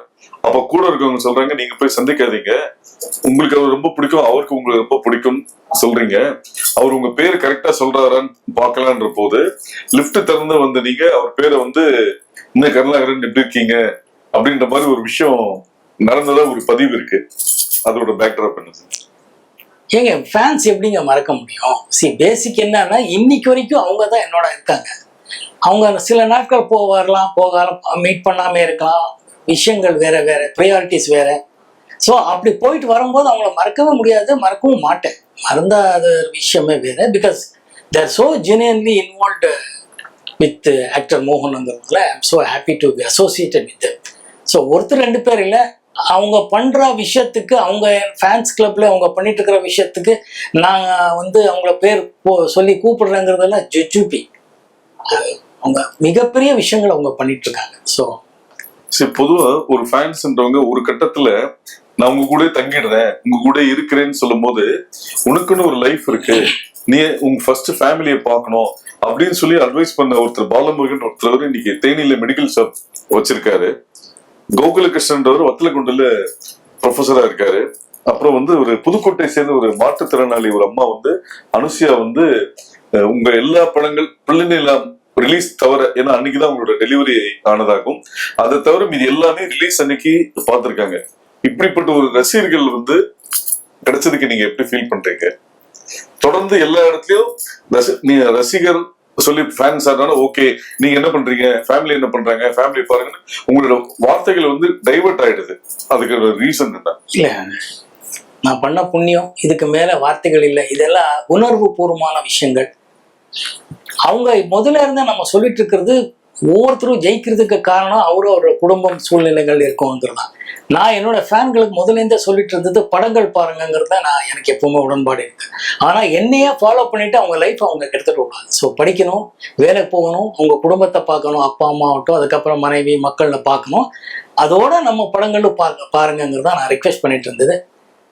எத்தனையோ பேர் அதை ஃபாலோ பண்ணி இன்னைக்கு வாழ்க்கையில ஜெயிச்சிருக்காருங்க கேட்கும் போது எனக்கு கர்வமா இருக்கு, பெருமையா இருக்கு. அது மாதிரி மலேசியால ஒரு மறக்க முடியாத ரசிகை, அவங்க வந்து ஒரு இஸ்லாமிய பெண், உங்க போட்டோவை டாலரா வச்சிருக்காங்க. அப்படி அதை எப்படி பாக்குறீங்க? அந்த தாய்க்கு நன்றி சொல்லணும், வேற என்ன சொல்றீங்க? அவர் வீட்டுக்காரர் எப்படி சொல்றதுன்னே தெரியல. அந்த அம்மா வந்து இங்க அதை காட்டிட்டு பையன் சொல்றா பாருங்க பாருங்கன்னு சொல்ல காட்டுமான்னாங்க. காட்டினா ஒரு இஸ்லாமிய பொண்ணு இந்தியாவிலேருந்து வெளியூருக்கு போயிருக்காங்க. அவங்க அதை படிக்கும்போதோ பார்க்கும்போதோ என்னை பார்த்து பிடிச்சிருக்குங்கிற ஒரே காரணத்துக்காக புருஷன்கிட்ட சொல்லி, புருஷன் எவ்வளோ பெரிய மகான் மாதிரி என்னை பொறுத்தவரை. ஏன்னா வச்சுக்குமா, மோகன் தானே, எனக்கும் பிடிக்கும், ஒன்றும் பிரச்சனை இல்லைம்மான்னு சொல்லி குடும்பம் நடத்தி இப்போ சமீபத்தில் கூட்டிட்டு வந்தாங்க. என்னன்னு அப்புறமா தான் தெரியும், அவர் அந்த அம்மா கொஞ்சம் உடம்பு சரியில்லை. ஸோ அவரை இது ரொம்ப நாளாக ஆசைப்பட்டுட்டு இருக்கு. ஏன்னா என்னோட பாடல்கள் கேட்டு தான் நைட் தூங்குவாங்க. பையன் தான் போட்டு விடுவாங்க டெய்லி, சிடி ஆகட்டும், இதெல்லாம். ஸோ அந்த மாதிரி இருக்கிறது கேட்டால் அவங்க உடம்பு சரியில்லை. அதனால அவங்களோட ஆசை எப்படியாவது போய் காட்டணும்னு சொல்லி போய் காட்டிட்டு மோகன் சார் வந்து இங்கே வந்திருந்தாங்க. அந்த குடும்பத்துக்கே நான் நன்றி சொல்லணும். ஏன்னா மதம் தாண்டி, மொழி தாண்டி, அதெல்லாம் வேற. நம்ம ஜாதியோ மதமோன்றது இல்லை. என்னோட ஃபேன்ஸுகள் எத்தனையோ பேர் இஸ்லாமியர்கள் இருக்காங்க, கிறிஸ்டியன்ஸ் இருக்காங்க, இந்துக்கள் இருக்காங்க, அதை பற்றி எல்லாம் இல்லை. ஆனால் இந்த அம்மா ஒரு இங்கேருந்து போய் வேற ஒரு நாட்டில் வாழ்ந்து அங்கேயும் நம்மளை பற்றி பாடல்களோ படங்களோ பார்த்து நான் நடிக்காத டைம்லையும் என்ன இவங்களெல்லாம் கொண்டாடி இருக்காங்கன்னா நன்றி தவிர வேற என்ன சொல்லவே தெரியல. நிச்சயம் சார். 77 கோகிலா, 80 மூடு பணி, ஒரு 7 years கேப்ல ரெட்டைவால் குருவி. அந்த கேப் என்ன? அதுல வந்து மூடு பணி கோகிலாக்கு அப்புறம் பாலுமேந்திர சார்ட்ட பண்ணும்போது நீங்க உங்களை எந்த அளவுக்கு அப்டேட் ஆயிட்டீங்க? அந்த எக்ஸ்பீரியன்ஸ் எப்படி இருந்தது ரெட்டைவால் குருவி? சார், பாலுமேந்திரா சார் கிட்ட பார்த்தீங்கன்னா பொதுவாக அவர் படத்துல எல்லாரும் சிறப்பாக தான் நடிச்சிருப்பாங்க. ஏன்னா அவர் சொல்லி கொடுக்குற விதம் அப்படி. எப்படி ஒரு ஆர்டிஸ்ட் கிட்ட ஒரு பெர்ஃபார்மன்ஸ் வாங்கணுங்கிறது அவருக்கு எக்ஸ்ட்ரானரியாக தெரியும். ஏன்னா அதான் சொன்னேன், அவர் editor, story, screen play, dialogue, direction போக கேமராமேன், எவ்ரிதிங் இன்வால்வ்ஸ் இந்த ப்ரொடக்ஷன் எல்லாமே. நான் வந்து கோகிலா பண்ணும்போது ரொம்ப நியூக்கமா, எனக்கு எதுவுமே தெரியாது. மூடு பணியிலும் கிட்ட அதுதான். ரெட்டைவால் குருவி வெரி டிஃபிகல்ட் ரோல் ஆக்சுவலா. அது ரொம்ப காமெடியாகவும் ஆயிடக்கூடாது, வில்லனாகவும் ஆகக்கூடாது. ஒரு பொண்டாட்டி இருக்கும்போது இன்னொரு பொண்ணை சம்சாரம் பண்றான், ஒரு ஃபேமிலி நடத்துறான், ப்ரெக்னென்ட் ஆகுறதுன்னா பொதுவாக யாரும் ஒத்துக்க மாட்டாங்க. எப்படி இப்படி பண்ணலாம் அப்படின்னா அதை வந்து டைரக்டர் ரொம்ப பிரமாதமான ஒரு ஒர்க்கிங் அந்த ஒரு ரோப். அது இட்ஸ் வெரி டிஃபிகல்ட். இப்படி பண்ணா அப்படி ஆயிடும், அப்படி பண்ணா அப்படி ஆயிடும். ஒன்றும் வில்லன் மாதிரி ஆயிடும், இல்லைன்னா ரொம்ப காமெடி மாதிரி ஆயிடும். இது ரெண்டுமே இல்லாமல் ஃபென்டாஸ்டிக் என்டர்டெய்னர் பர்ஃபார்மன்ஸ் வாங்கினது பாலு சார் தான். டோட்டல் கிரெடிட் அவருக்கு தான். அது அவர் சொல்லி கொடுத்தது, அவர் சொன்னதை நான் புரிஞ்சுக்கிட்ட விதம் பண்ணதான். ஒரு பெரிய யூனிவர்சிட்டிக்கு போயிட்டு வந்த மாதிரி தான் அவரோட படங்கள் எல்லாம் நடிக்கும்போது கற்றுக்கிற விஷயங்கள். So junior. ஒரு மேக்கப் இருக்காது, ஒன்றுமே இல்லை, ஃபேஸ் வாஷ் பண்ணிட்டு வாங்கன்னு, ஒரு லைட்ஸ் இருக்காது. அவரோட கேமரா அது எப்படி அவ்வளோ அழகாக எல்லா ஆர்டிஸ்ட்டும் ஷூட் பண்ணிட்டு இருந்தாருன்னு இது வரைக்கும் தெரியாத ஒரு உண்மை. அந்த டைம்லேயே மிகப்பெரிய கேமரானாலையும் முடியாதது அவர் செஞ்சு காட்டார். அது மிகப்பெரிய விஷயம். ஐ எம் ஸோ லக்கி. சார், ஒரு கலைஞனுக்கும் தன்னோட முதல் படம் ரொம்ப முக்கியமான ஒரு படம். உங்க முதல் படத்தோட போஸ்டர் பார்த்தீங்கன்னா மகேந்திரன், இளையராஜா, அசோக் குமார், நீங்க 2 பேரும் ஜாகிங் வர மாதிரி ஒரு செல்லு. அந்த டிசைனை பார்த்தோன்னே என்ன இம்பாக்ட் இருந்தது? ரொம்ப ஹாப்பி. அந்த படம் உருவான விதம் ரொம்ப ஹாப்பி. ஏன்னா அது எத்தனையோ விதத்துல ரொம்ப புரட்சி பண்ண ஒரு படம் நெஞ்சத்தை கிள்ளாது. அந்த டைம்ல தேவி செட்டியார் அவங்களுக்கும் இந்த டைம்ல நன்றி சொல்ல கடமைப்பட்டிருக்கேன். அவங்க தான் அதை ப்ரொடியூஸ் பண்ணாங்க. அந்த படத்தை தான் ஃபர்ஸ்ட் டைம் தேவி தியேட்டர்ல இவ்வளோ பெரிய பெரிய பிளாக் அண்ட் ஒயிட்ல ஸ்டில்ஸ் போட்டாங்க. ஃபர்ஸ்ட் டைம் ஸ்டில்ஸ் ரவி போட்டது அப்படி பண்ணாங்க. Was very very very popular. அந்த டைமில் அவ்வளோ பாப்புலராக பேர் வாங்கிச்சு. ஏன்னா அர்லி மார்னிங்கில் அந்த மாதிரி ஒரு ஷார்ட்ஸு எக்ஸ்ட்ரானரியாக இருந்துச்சு எங்களுக்கு தான். அந்த டைமில் தான் எனக்கு தெரிஞ்சு ஃபஸ்ட் டைம்னு எனக்கு தெரியல, பட் ரொம்ப ரேராக தான் ட்ரெய்லர் விடுவாங்க அப்போல்லாம். பட் இந்த நெஞ்சதைக்கில்லாத அந்த பாட்டை பருவமே பாட்டை வச்சு ஒரு ட்ரெய்லர் ஷார்ட்ஸ் விட்டுருந்தார் லெனின் சார், கிரேட் எடிட்டர். அவருக்கும் நன்றி சொல்ல கடமைப்பட்டிருக்கேன். அது எல்லாமே ரொம்ப புதுசாக இருந்துச்சு எங்களுக்கு. எல்லாமே த்ரில்லிங் ஒரு ஃபீலிங் தாப்போம். பிரதாப் போதன் ஆகட்டும், சுஹாசினி ஆகட்டும், சரத்பாபு சார் ஆகட்டும், நிறைய பேர் அந்த கூட்டணி, பிரதாப், சுஹாசினி, நான், சரத்பாபு, அப்புறமா அந்த சாந்தி வில்லியம்ஸ் அவங்களெல்லாம் நடிச்சிருந்தாங்க. ஸோ எக்ஸ்ட்ரானரியாக ஒரு எக்ஸ்பீரியன்ஸ். மோரோவர் இது எப்படின்னா, ஒரு நல்ல இடத்துக்கு போகும்போது நல்ல பேர் கூட்டிகிட்டு போனால் குழந்தைய அப்படியே கையை பிடிச்சிட்டாலே போதும், குழந்தைய கூட்டிகிட்டு போயிடுவாங்கங்கிற மாதிரி நான் ஒரு குழந்தைய இருந்தேன். அவங்க அந்த கையை பிடிச்சி அப்படியே கூட்டிகிட்டு போயிட்டு இருந்தாங்கிறதா உண்மையான விஷயம். ராமநாராயணன் சாரோட 7 படங்கள், அந்த எக்ஸ்பீரியன்ஸ். ராமநாராயண் ஒரு யதார்த்தமான ஒரு சினிமாவே புரிஞ்சுக்கிட்ட ஒரு extraordinary writer, director, distributor, financier, whatever you. அவர் ஒரு படம் பண்ணும்போது இது இத்தனை நாளுக்குள்ளே எடுக்கணும், இது இப்படியெல்லாம் எடுக்கணும், இது எப்படி எடுத்தால் இவ்வளோலாம் செலவாகும், இதோட அவுட்கம் இவ்வளோங்கிறது அப்படி ஒரு கால்குலேட் பண்ணி படத்தை எடுத்துட்டு இருந்தார். அது எனக்கு ரொம்ப பிடிக்கும். ஏன்னா சினிமானாலே காமர்ஸ் தான் பேசிக்க. போட்ட பணம் வரணுங்கிறது முதல் இருக்கும். அதில் பேர் புகழும் எவ்வளோ பெரிய சக்ஸஸ் பண்ணணுங்கிறதெல்லாம் இருக்குது.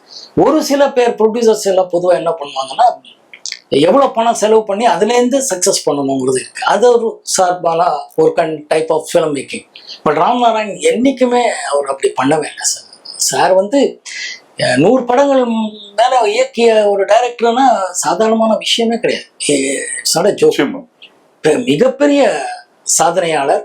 அவரோட அத்தனை படங்கள் ஒர்க் பண்ணங்கிறதுல ரொம்ப பெருமையாக இருக்கு எனக்கு. அவர்கிட்ட நிறைய கற்றுக்கணும்.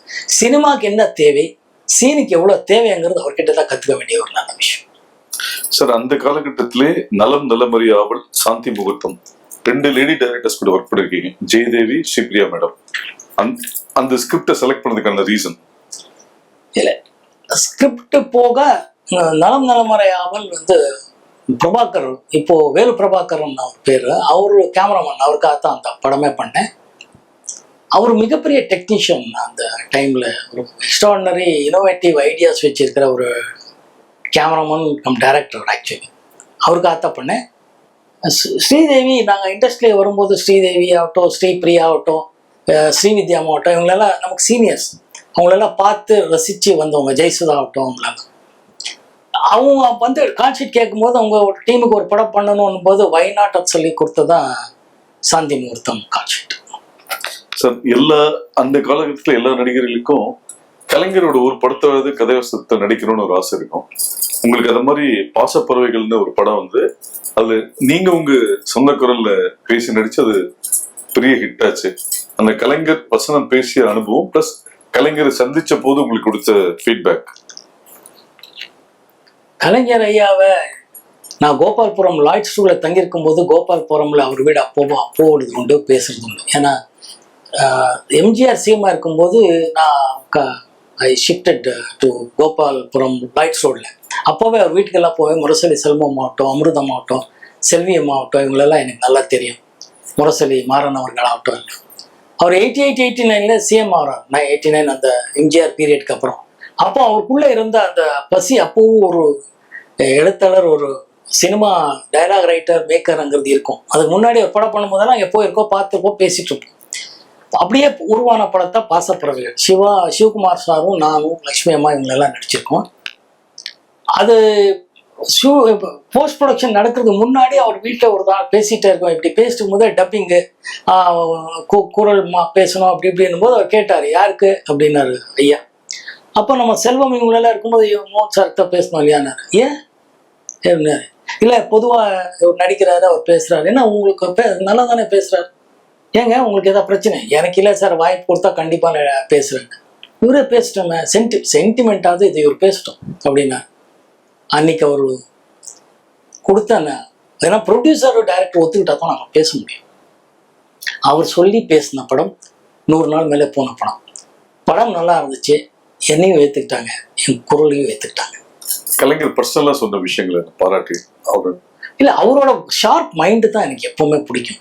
அவர் நகைச்சுவையா இருந்தாலும் 10 பேர் வந்தாலும் 10 பேர்கிட்ட பேசிட்டு இருந்தாலும் அவர் ஃபோக்கஸ் ஆகட்டும், மீதி எல்லாமே அவ்வளோ பிளானிங்ல இருப்பார். அது ஒரு சாதாரணமான விஷயம் இல்லை.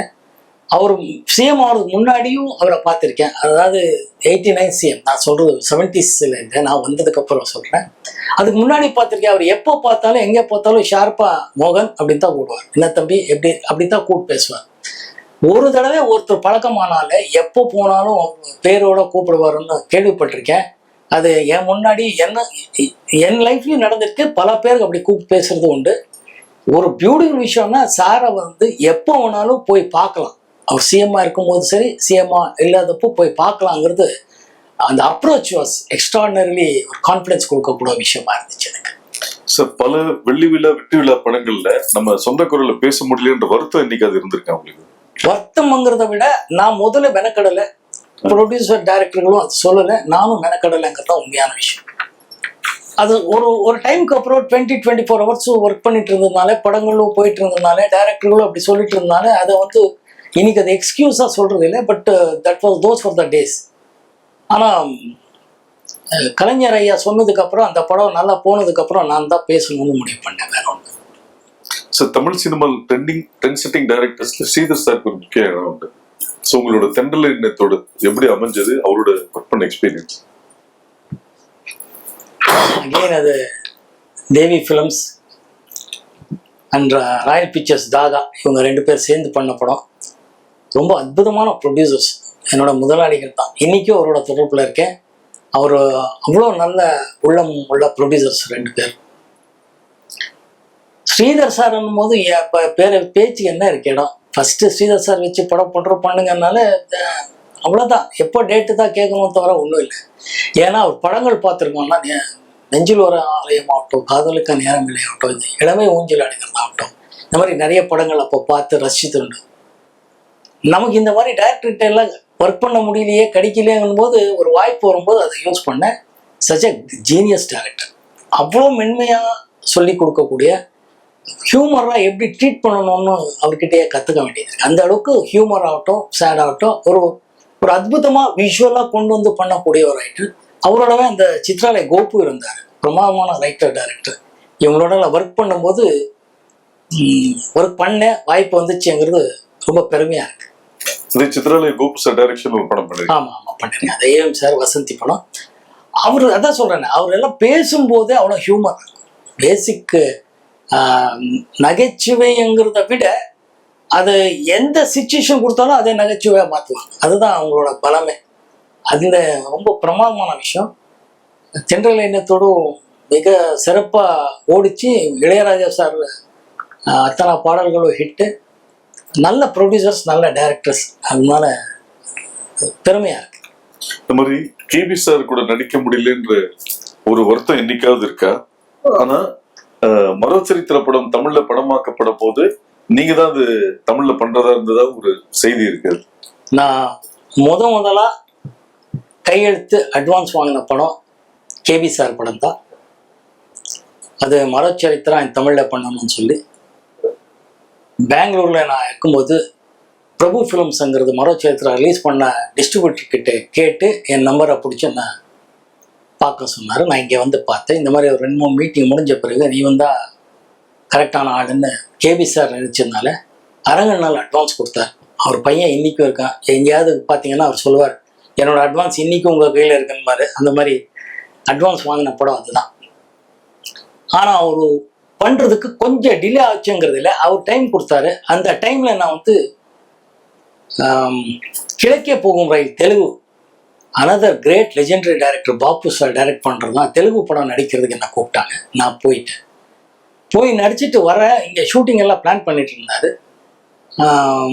அப்போது வந்ததும் என்ன தேடுறாரு கேஷுவலாக, எங்கே மோன்னீங்கன்னாரு. இங்கே தான் இருக்கான்னு பார்த்தா நான் ஜாலியாக ஒரு மாதிரி எல்லாரும் மத்தியில் நிற்கிறேன். என்னன்னா டோட்டல் மீசையும் மொட்டையும் அடிச்சிருந்தேன்.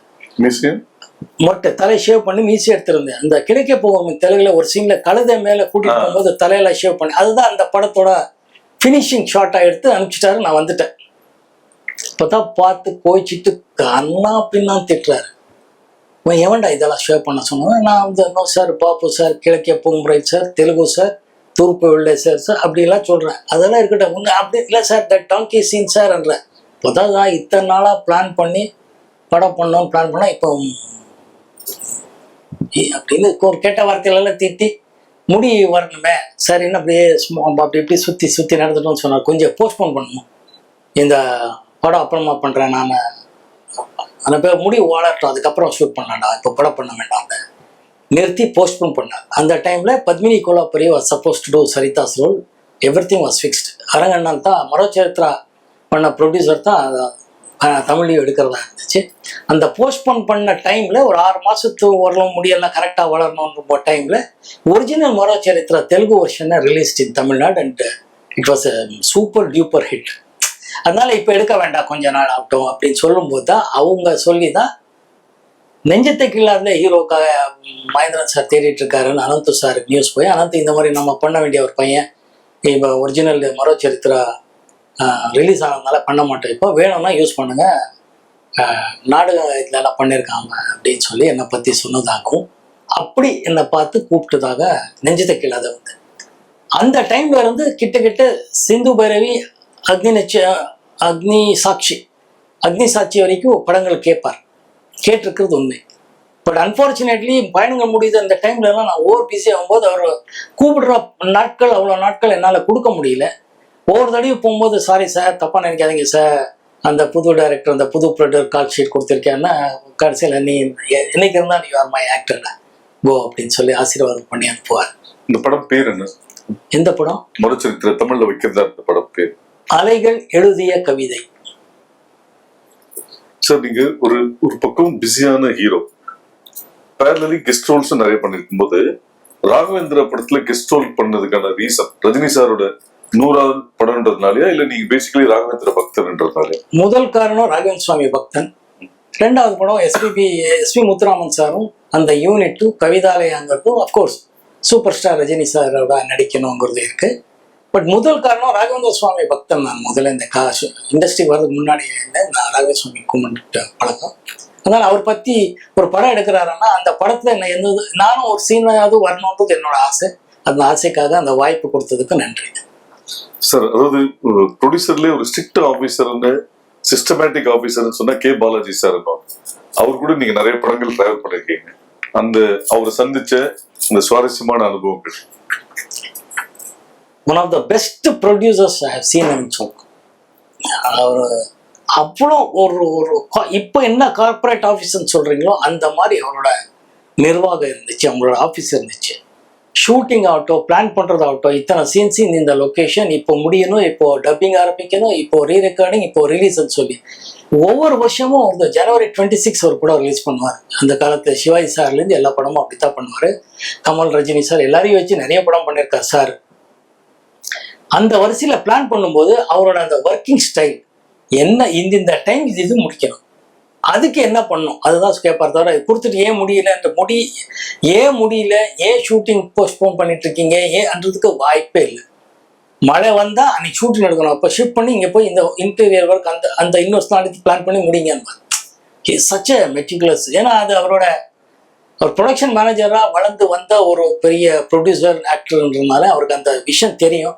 ஒவ்வொரு பைசாவும் ஒவ்வொரு மினிட்டும் சினிமாவில் எவ்வளோ யூஸ்ஃபுல்ங்கிறது அவருக்கு தெரியுங்கிறதுனால அவர்கிட்ட நான் அது கற்றுக்கிட்டேன். ரொம்ப பிரமாதமான producer, one of the excellent producer K Balaji sir. Sir, Manobala சாருக்கும் உங்களுக்கு உண்டான நட்பு பிள்ளைநிலை எப்படி உருவான்? மனோபாலா இன்னைக்கு அவர் நம்மளோட இல்லை, மனசு ரொம்ப கஷ்டமா இருக்கு. நல்ல நண்பர். பாமூரு டைம்ல இந்த பாரதி ராஜா சார் அசிஸ்டன்ட்ஸு, பாலச்சந்தரோட அசிஸ்டன்ட்ஸு, எல்லாரோட அசிஸ்டன்ட் டைரக்டர்கள் நம்ம ரூம் வருவாங்க. அப்படி பழக்கமானவன் தான் மனோபாலா. நான் வந்து மணிவண்ணனோட ரங்கராஜனோட எல்லா படங்கள் பண்ணிட்டு இருக்கும்போது அவர் கார்த்திக்கும் சுஹாசினி வச்சு இளையராஜா மியூசிக் வச்சு ஒரு படம் பண்ணார். படத்தை பேர் மறந்துட்டு பண்ணாரு. அன்பார்ச்சுனேட்லி அந்த படம் சரி போல. நம்ம இண்டஸ்ட்ரியில ஒரு படம் சரி போலனால பாவம் எல்லா இயக்குநர்களுக்கும் எல்லா நடிகர்களுக்கும் தயாரிப்பாளருக்கும் இருக்கிற பிரச்சனை தான். அவரை மற்ற படங்கள் அவருக்கு வரல. ஆனால் நான் படங்கள் பண்ணிட்டே இருந்தேன். அவரோட சக இயக்குனர் மணிவண்ணனும் கே ரங்கராஜனும் இந்த கேங்கோட நான் படம் பண்ணிட்டே இருக்கேன். அப்போ எப்பவுமே வந்து கேட்டுட்டே இருப்பார், நம்ம வந்து எனக்கு ஒரு படம் பண்ணி கொடுத்தோம்னா ஓகேன்னு சொல்லுவேன். வருவோம். அவர் செலவுக்கெல்லாம் வந்து அவருக்கு எவ்வளோ உரிமையாக இருந்துச்சுன்னா, நான் எனக்கு இவ்வளோ பணம் வேணும், என்கிட்ட பணமே இல்லை, செலவு வேணும்னு பாக்கெட்டில் கை போட்டு எடுத்துகிட்டு போவார், ஷர்ட்டில் இருந்து எடுத்துகிட்டு போவார். அதெல்லாம் ரொம்ப ஹாப்பியாக இருந்த நாட்களுங்கிறதுனால அதெல்லாம் ஒரு பிரச்சனை. அப்படி இருக்கும்போது ஒரு காலகட்டத்தில் அவர் ரொம்ப ஒரு தீவிரமாக ரொம்ப சோகத்தில் டிப்ரெஷனுக்கு போயிட்டார்.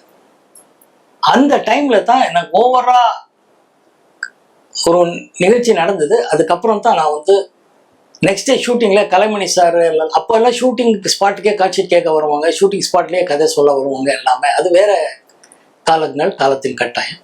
அப்போ வரும்போது அவர் கால்ஷீட் கொடுக்கணும் கேட்கணும் போது நான் சொன்ன ஒரே ஒரு கண்டிஷன், சார் நீங்கள் மனோபாலா டேரக்டர் போடுறதா இருந்தால் நான் கால்ஷீட் கொடுக்குறேன்னா, நீங்கள் கால்ஷீட் கொடுக்குறதா இருந்தால் நிச்சயமாக கொடுக்குறேன் அப்படின்னா நான் சொன்னேன், மனோபாலா அட்வான்ஸ் கொடுத்து கமிட் பண்ணிடுங்க, நான் பேசுகிறேன்னு சொல்லி அன்றைக்கி மத்தியானமே அட்வான்ஸ் கொடுத்து அவரை கமிட் பண்ணி இவர் ரொம்ப ஹாப்பி ஆகிட்டார்.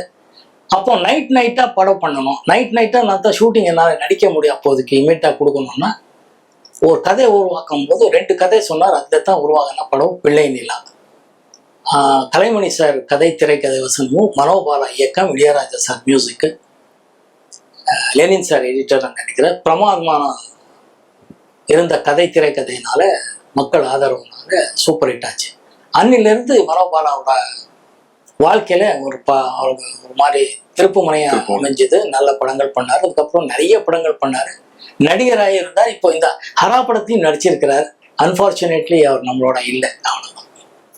ராமதாஸ் சார், 1000 பூக்கள் மலரட்டும், அவர் இவங்களோட நல்லா படம் பண்ணும்போது அசிஸ்டன்ட் டைரக்டரா வந்தவர், ரைட்டரா இருந்தவர். அப்போ பேசும்போதெல்லாம் ஒரு நல்ல கதைகள் இருந்து சொல்லுவாங்க, எந்தெந்த கதை பிடிக்கும் போது உருவான படம் தான் 1000 பூக்கள் மலரட்டும். கோவை தம்பி சார் பேனர்ல பண்ண முடியறதுக்கு ஒரு வாய்ப்பு கிடைச்சிது.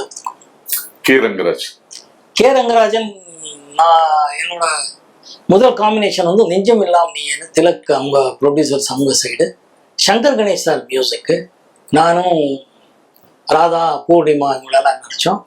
பிரமாதமாக போச்சு. சாங்ஸ் ஒரு சூப்பர் ஹிட், நல்லா போச்சு.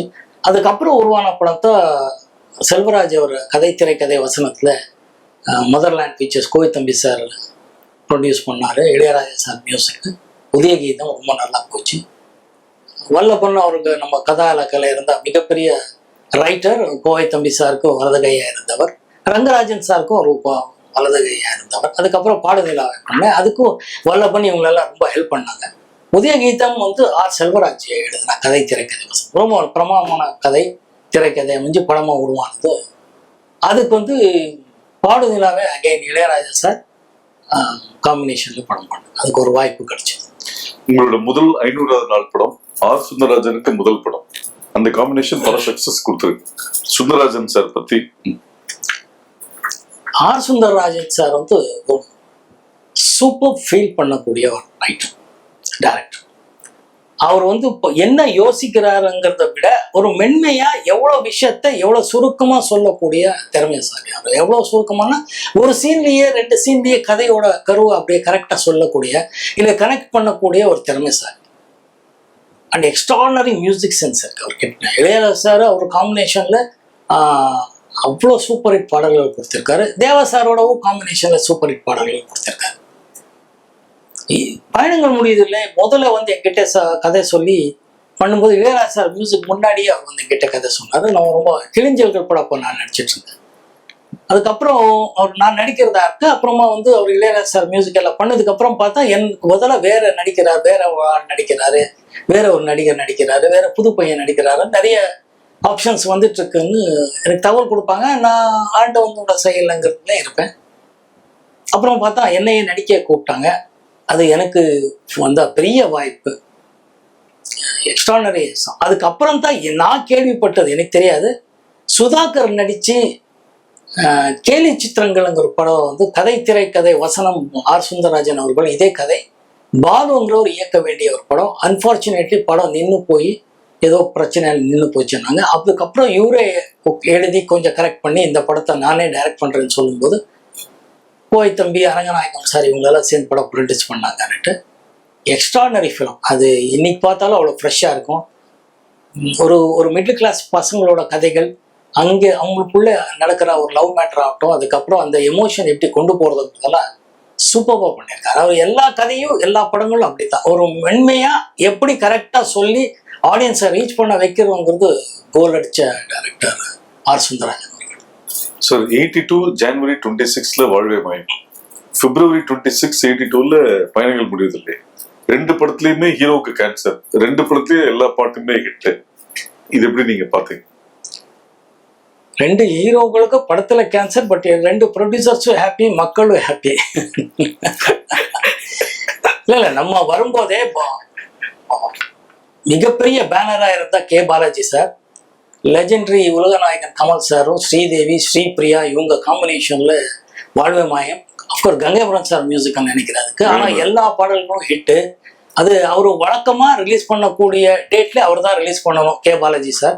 அந்த மாதிரி ஜனவரி 26 பண்ணாரு. எங்களுக்கு ஒரு 4 வீக்ஸ்க்கு அப்புறம் ரிலீஸ் பண்ண கூடிய ஒரு வாய்ப்பு வந்தது. ரிலீஸ் பண்ணோம், அந்த படமும் ஹிட்டு, இந்த படமும் சூப்பர் ஹிட். அது மக்கள் ஆதரவு தான். அதுலயும் பாடல்கள் ஹிட்டு, இதுலயும் பாடல்கள் ஹிட்டு, இதுலயும் சீன்ஸ் எல்லாரும் ரசிச்சாங்க, அதுலயும் ரசிச்சாங்க. ஹீரோக்கு ஒரு கேன்சருங்கிறது தவிர மீதி எல்லாமே வித்தியாசமா வேற வேற சீன்ஸு, மக்கள் அதனால தான் ரசிச்சாங்கன்னு நான் நினைக்கிறேன். எக்ஸ்ட்ரானரி ஃபிலிம்ஸ் 2மே பெரிய டெக்னிக்கல் லெவல்ல, ப்ரொடக்ஷன் குவாலிட்டியா பெரிய லெவல்ல வாழ்வே மாயம் இருந்துச்சு.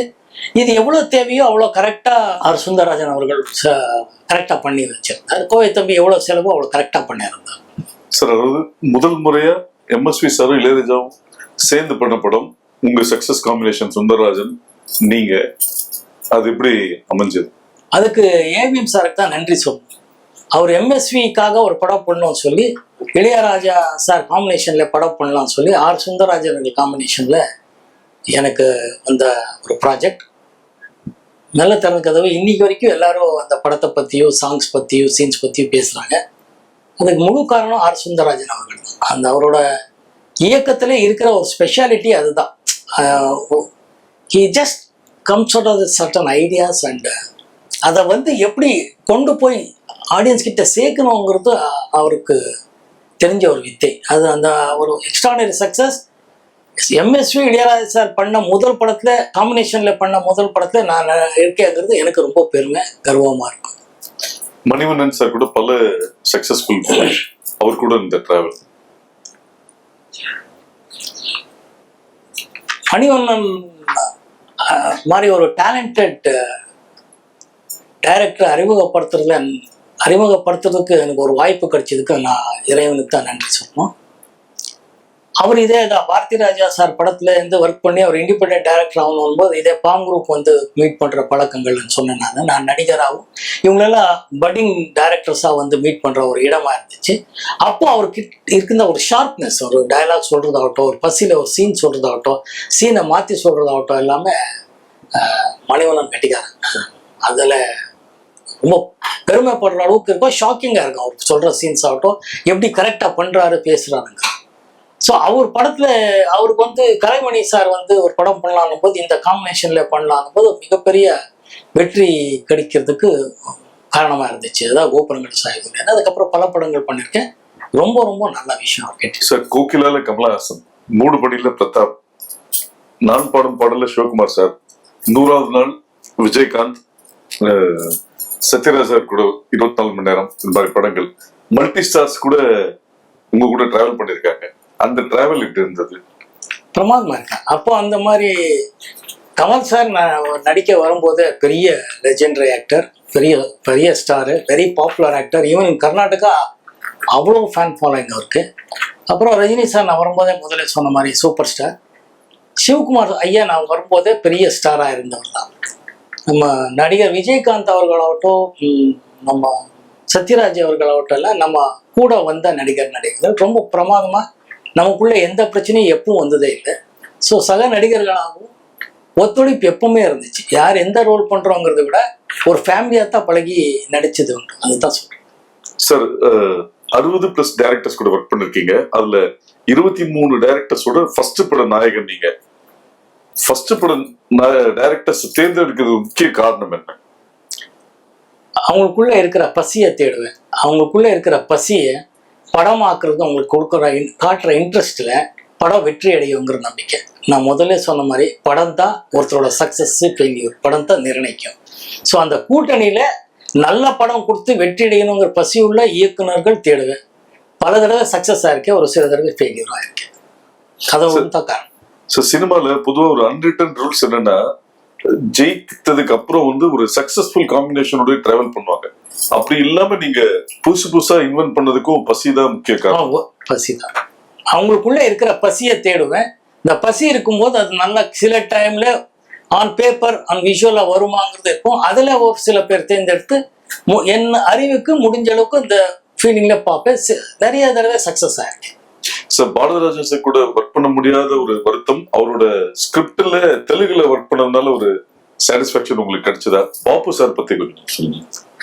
பாப்பு லெஜெண்டரி டைரக்டர் சார். அவரோட ஃபாண்ட் இன்னைக்கும் ஒரு தெலுங்குல ஒரு பெரிய டிஃப்ரெண்ட் ஸ்டைல் ஆஃப் ஃபாண்டிங் இருக்கு. Extraordinary cartoonist. அவரு முதல் நாள் ஷூட்டிங் போகும்போதே நான் சொன்னேன், சார் எனக்கு தெலுங்கு அவ்வளோ தெரியாது, கற்றுக்க ஆசைப்படுறேன், ஏதாவது தவறாக பேசினா நீங்கள் தான் மன்னிக்கணும், அப்போ தான் நான் பேசி தான் கற்றுக்க முடியும்னா. ஓகே, நான் அன்னிலேருந்து என்னை ஒரு ஸ்டூடெண்ட்டாகவே ஏற்றுக்கிட்டார். அவர் ஒரு ஸ்கிரிப்டில் எழுதுனா டைலாக்ஸ் இங்கே இருந்தால் பக்கத்தில் அப்படியே எந்த லென்ஸு எப்படிங்கிறது கார்ட்டூனில் எழுதி வச்சுருவாங்க. எக்ஸ்ட்ரானரி ஃப்ரேம் இருக்கும். இன்னைக்கு வரைக்கும் தெலுங்கு ஆடியன்ஸில் நீங்கள் பாப்பு சார்ன்னா அவ்வளோ மரியாதை கொடுத்து பேசுவாங்க. நான் பாப்பு சார் படத்தில் நடிச்சிருக்கேன்னால எனக்கு வேலை அவ்வளோ மரியாதை கொடுக்குறாங்க. ஏன்னா அவ்வளோ பெரிய ஜீனியஸோட நடிக்கிறதுக்கு எனக்கு ஒரு வாய்ப்பு வந்தது பெரிய விஷயம். இடையான இன்னொன்று அதில் ரொம்ப முக்கியமான விஷயம் சொல்லணும். எஸ்பிபி சார் முதலாக இசையமைச்ச படம் தூர்ப்பு வெள்ளரை. மிகப்பெரிய காட் இஸ் கிரேட், கடவுளுக்கு தான் நன்றி சொல்லணும். அவர் ஃபர்ஸ்ட் டைம் பெரிய சிங்கர் முதல் தடவை மியூசிக் டைரக்டர் ஆனது இந்த பாப்பு சார் படம் கிழக்கிய பொங்குராய். எல்லா பாட்டும் இங்கே சூப்பர் ஹிட். அதை நான் கொடுத்து வச்சேன். சார், சில டைரக்டர்ஸ் பேர் சொல்றேன், அது சொன்னோன்னா ஒரு உங்களுக்கு இருக்கிற மெமரிஸ். கிழிஞ்சல்கள் துறை. பசி படத்துக்கு அப்புறம் பசியோட வெற்றி கொடுக்கணும் ஒரு வெறித்தனமா நடந்துக்கிட்டா ஒரு சூப்பர் ஹிட் கொடுத்தப்ப டைரக்டர்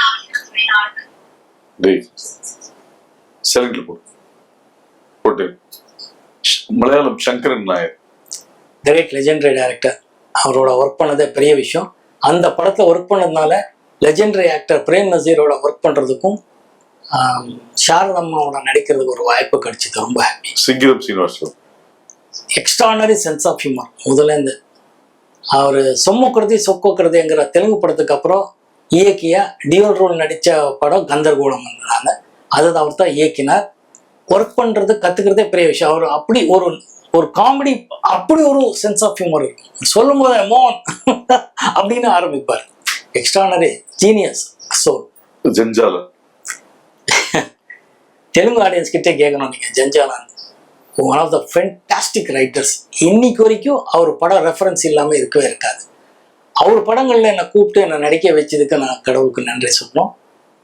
அந்த படத்தோட காம்பினேஷன்ஸ்ல அவர் அன்னைக்குள்ள அந்த ஒரு காமெடியை எப்படி திரைக்கு கொண்டு வர்றது, எப்படி அப்டேட் பண்றதுன்னு அவர் எழுதும் போது தான் தெரியும். Extraordinary writer Jandhyala sir. Dorai Bhagavan. Beautiful film makers in Kannada. நான் ரொம்ப இஷ்டப்பட்டு அவங்க படத்தில் நடிச்சிருக்கேன். அகெயின் ஒரு ஹீரோ ஒரு படத்தில் வந்து சங்கர் நாகர் இருந்தார். நான் அவரோட தம்பியாக நடித்தேன். ரொம்ப ஹாப்பி. இன்னொரு படம் ஜெய் ஜெகதீஷ் நடித்தார். அவருக்கு ஃப்ரெண்டாக காலேஜில் நடித்தேன். 2 படமும் பெரிய ஹிட் படம். ரொம்ப நல்ல director. Very scheme, very well plan பண்ணி இயக்கிக்கிற டைரக்டர். அவங்களுக்குள்ளேயே 2 பேர்னா ஒருத்தர் இந்த எப்படி கேமரா வசனம் சொல்கிறாரோ, இன்னொருத்தர் டோட்டல் ப்ரொடக்ஷன் பார்த்துட்டு டைரக்ஷனுக்குள்ளே எப்படி வருதுங்கிறது அவங்கள பார்த்தா கற்றுக்கிட்டேன். Venkat sir beautiful writer. Again அவரோட ட்ராமா தான் பண்ணோம். ட்ராமாவை ரொம்ப நல்லா இருந்து அப்படியே ஸ்க்ரீன் மேலே கொண்டு வந்தார். சிவி ராஜேந்திரன். சிவி ராஜேந்திரன் என்ன சொல்ல, நாங்கள் ஒரு படம் பார்த்து வளர்ந்த ஆள். அவரோட கலாட்டா கல்யாணம் இன்னும் அப்படி கண் முன்னாடி நிற்கிது. அவரோட ஒர்க் பண்ணுறதுக்கு நான் கொடுத்தவங்கிறது தான் சொல்லணும், கொடுத்து வச்சவங்கிறதா. அகைன் சிவி ஸ்ரீதர் ஸ்டூடெண்ட் மாதிரி அவரோட பிளானிங், அவரோட விஷயங்கள் எல்லாம் ரொம்ப இன்ஸ்பைரிங்காக இருக்கும். கேஎஸ் பிரகாஷ் ராவ். பெரிய ஜீனியஸ் பற்றியெல்லாம் நம்ம பேசுகிற அளவுக்கு எல்லாம் ஒன்றும் வளரல. இவர் சச் எ லெஜெண்டரி டைரக்டர். ரொம்ப லெஜெண்டரி. அதெல்லாம் chance. So KN Subbu. SPT films. Panchu Arunachalam சாரோட பிரதர். ரொம்ப ஆனஸ்டா சின்சியரா ஒர்க் பண்ணணும், சின்சியரா படம் நல்லா வரணும், கரெக்ட் வேலைக்கு விற்கணும், கரெக்டான்றதுல ரொம்ப நல்லா இருந்தார். அவர் புதுசா ஒரு மியூசிக் டைரக்டர் சிவாஜி ராஜாங்கிற ஒரு அறிமுகப்படுத்தினார். ஆல் சாங்ஸ் ஒரு சூப்பர் ஹிட். அன்னைக்கு ரொம்ப பெருமையா இருக்கு. NC சக்கரவர்த்தி அகெயின் CV ஸ்ரீதர் யூனிட்ல வந்த ஒரு ஆள். ரொம்ப ஹாப்பியா இருந்துச்சு படம் பண்றதுக்கு. கோகுலகிருஷ்ணன் அவர் ஒரு இயக்கின முதல் படம் தான் அர்ச்சனை பூக்கள். ஆக்சுவலி நல்ல ரைட்டர். இளையராஜா சார் கேங்லேருந்து வந்தவர். ரொம்ப மண் வாசனையை தெரிஞ்சவர். அதனால தான் அர்ச்சனை பூக்கள் படம் முடிஞ்சது. ரொம்ப நல்ல பாடல்கள், ஒரு நல்ல வாய்ப்பு எனக்கு. ஜெயராம் ரெட்டி கன்னட படம். ஆமாம், அது ஒரு நல்ல எக்ஸ்பீரியன்ஸ் தான் எனக்கு. Rajamani Visu sir brother, extraordinary மனுஷன். அந்த 4 பேருக்கு நன்றிங்கிற ஒரு எக்ஸ்ட்ரானரி ட்ராமா. ஆக்சுவலி அந்த ட்ராமா பார்த்துட்டு படம் பண்ணணும்னு ஆசைப்பட்டேன். ரொம்ப நல்ல ட்ராமாவே, ரொம்ப நல்ல சினிமாவை எடுத்துட்டு இருந்தார். அன்ஃபார்ச்சுனேட்லி கொஞ்ச நேரத்துக்கு அப்புறம் அவர் காலமாயிட்டார். அதுக்கப்புறம் சோமுங்கிறவர் தான் அந்த படத்தை முடிச்சார். ரொம்ப பியூட்டிஃபுல். விஸ்வ சார் ஃபேமிலிக்கே இருக்கிறவர் என்னன்னா, அந்த சென்ஸ் ஆஃப் ஹியூமர் மட்டும் இல்லை, டைலாக் கவுண்டர் அடிக்கிற அந்த வார்த்தைகளை எடுத்து கொடுக்கறதுல he was so good. Very nice human being Rajamani sir. Magudi director NC Chakravarthy. அதான் சேம். இவங்க எல்லாம் ஸ்ரீதர் சார் ஃபேமிலி தான். எல்லாரும் அந்த சைட்ல இருந்து தான் வரக்கூடிய ஒரு ஆட்கள் தான். எனக்கு ரொம்ப ஆசைப்பட்டு பண்ண படம். K. விஜயன் சார் என்னோட டார்லிங் அவர். அவ்வளோ பெரிய டைரக்டர். சிவாஜி சார்லேருந்து எல்லாரையும் வச்சு டைரக்ட் பண்ண நடிகர், டைரக்டர். நம்மளை வச்சு படம் பண்ணும்போது நம்ம காலத்துக்கு வந்து நம்மளோட பழகி நம்மளை எந்த விதமான ஒரு காம்ப்ளெக்ஸே வராத மாதிரி பார்த்துக்கிட்ட ஒரு இமை. ஆக்சுவலி ரஞ்சித் குமார் நல்ல again it's a good director. He wants to make a good films and பசியர். அமீர்ஜான் சார். அமீர்ஜான் அகைன் இது ஒரு பாலச்சந்தர் சார் அசிஸ்டன்ட். பாலச்சந்தர் சாருக்கு படம் பண்ண முடியலன்னு சொல்லும் போது இவர் வந்து கண்மணி சுப்பு மூலம் இந்த கண்ணதாசன் சார் பையன், அவருக்காக தான் இந்த படம் பண்ணேன். Beautiful experience, beautiful man. மோகன் டைரக்டர் மோகன்ங்கிறவர் கிரேட். தேவராஜ் மோகன் காம்பினேஷன்ல வந்த மோகன் சார் தான். இந்த படம் வந்து வெங்கடாய் மூர்த்தி சார் வந்து அவர் கூட்டணியில பண்ண படம் தான். அவருக்காகத்தான் படம் பண்ணேன். ரொம்ப நல்ல எக்ஸ்பீரியன்ஸ். அவரோட எக்ஸ்பீரியன்ஸ், அவரோட படங்கள்ல நடந்த விஷயங்கள் எல்லாம் கேட்டு மகிழ்ந்து. எம்ஜிஆர் சார் கூட பண்ண A. ஜெகநாதன் சார். அவர் ரொம்ப எப்பவுமே எம்ஜிஆர் சார் கொடுத்த வாட்ச்னு அந்த வாட்ச் காட்டிட்டே இருப்பார். ரொம்ப பங்க்சுவலா இருப்பாரு. ரொம்ப டிசிப்ளினா இருந்த ஒரு டைரக்டர். அவரோட ஒர்க் பண்ணதே எனக்கு ரொம்ப பாக்கியமா தான் இருந்துச்சு. கார்த்திக் ரகுநாத் அவரோட முதல் படம் அகெயின் அண்ணின்னு சொல்லி பண்ணோம். அது ஒரு ஹிந்தி படம் remake. K. Balaji sir production. Extraordinary. அவரும் ஒரு நல்ல ரைட்டர், டைரக்டர். நல்ல படமாக தான் எடுத்து கொடுத்தார். அது வரைக்கும் ரொம்ப சந்தோஷமான விஷயம். R. Krishnamurthy sir. R Krishnamurthy sir தான் பில்லா கிருஷ்ணமூர்த்தின்னு பேர். ரொம்ப பாப்புலர் டைரக்டர். அவரும் அப்படித்தான். They're all producers, directors. Producer சொன்ன டைமுக்கு முடிச்சு கொடுக்கணுங்கிறத ரொம்ப டிசிப்ளினாக ஒர்க் பண்ணக்கூடியது. அவங்களோட எல்லாம் ஒர்க் பண்ணுறதுக்கு எனக்கு ரொம்ப ஹாப்பியாக இருந்துச்சு. வம்சி தெலுங்கு படம். ரொம்ப இசைக்கு ஒரு புது ஒரு கலர் கொடுத்த தெலுங்கு டைரக்டர். இளையராஜா சார் மியூசிக்கில் ஒரு நம்ம கார்த்திக் வச்சு ஒரு படம் பண்ணோம். சூப்பர் படம் பண்ணியிருந்தார். அதுக்கப்புறம் தான் நான் அந்த படத்தை எனக்கு காமிச்சதுக்கப்புறம் தான் படம் பண்ணேன். ஆலாப்பனான்னு. Extraordinary songs. படமும் நல்லா எடுத்தார். நல்ல இயக்குனர், நல்ல விஷுவல் சென்ஸ் உள்ள ஒரு ஆள். M.R. பூபதி. பாலு சார், பாலு மகேந்திரா சாரோட அசிஸ்டன்ட். அவர் படம் நம்ம படத்துல எல்லாம் ஒர்க் பண்ணவருக்காக ஒர்க் பண்ணி கொடுத்தேன். சக்திகண்ணன். ரொம்ப நல்ல இயக்குனர். சக்தி கண்ணன் அகைன் மகேந்திர சாரோட ஒர்க் பண்ணவங்க. சக்தியு கண்ணன் அவங்களுக்காகத்தான் ஒர்க் பண்ணது. ரொம்ப நல்ல. அது in fact lyric writer, dialogue writer. Actually Kannan அந்த படத்துல ரொம்ப எக்ஸ்ட்ரானரி சாங்ஸ் எழுதியிருப்பாரு. நரசிம்மன் அப்படி ஒரு டியூன் பண்ணியிருப்பார். அப்படி யாருக்கு அப்புறம் அவர் அந்த படம் பண்ணாரு. அவங்களுக்காகத்தான் பண்ணி கொடுத்தேன். ஏன்னா மகேந்திரன் சாரோட நான் ஒர்க் பண்ணும்போது வந்த இயக்குனர்கள் என்னோட நல்ல பழகின நண்பர்களுக்காக அந்த ஒரு படம் பண்ணேன்.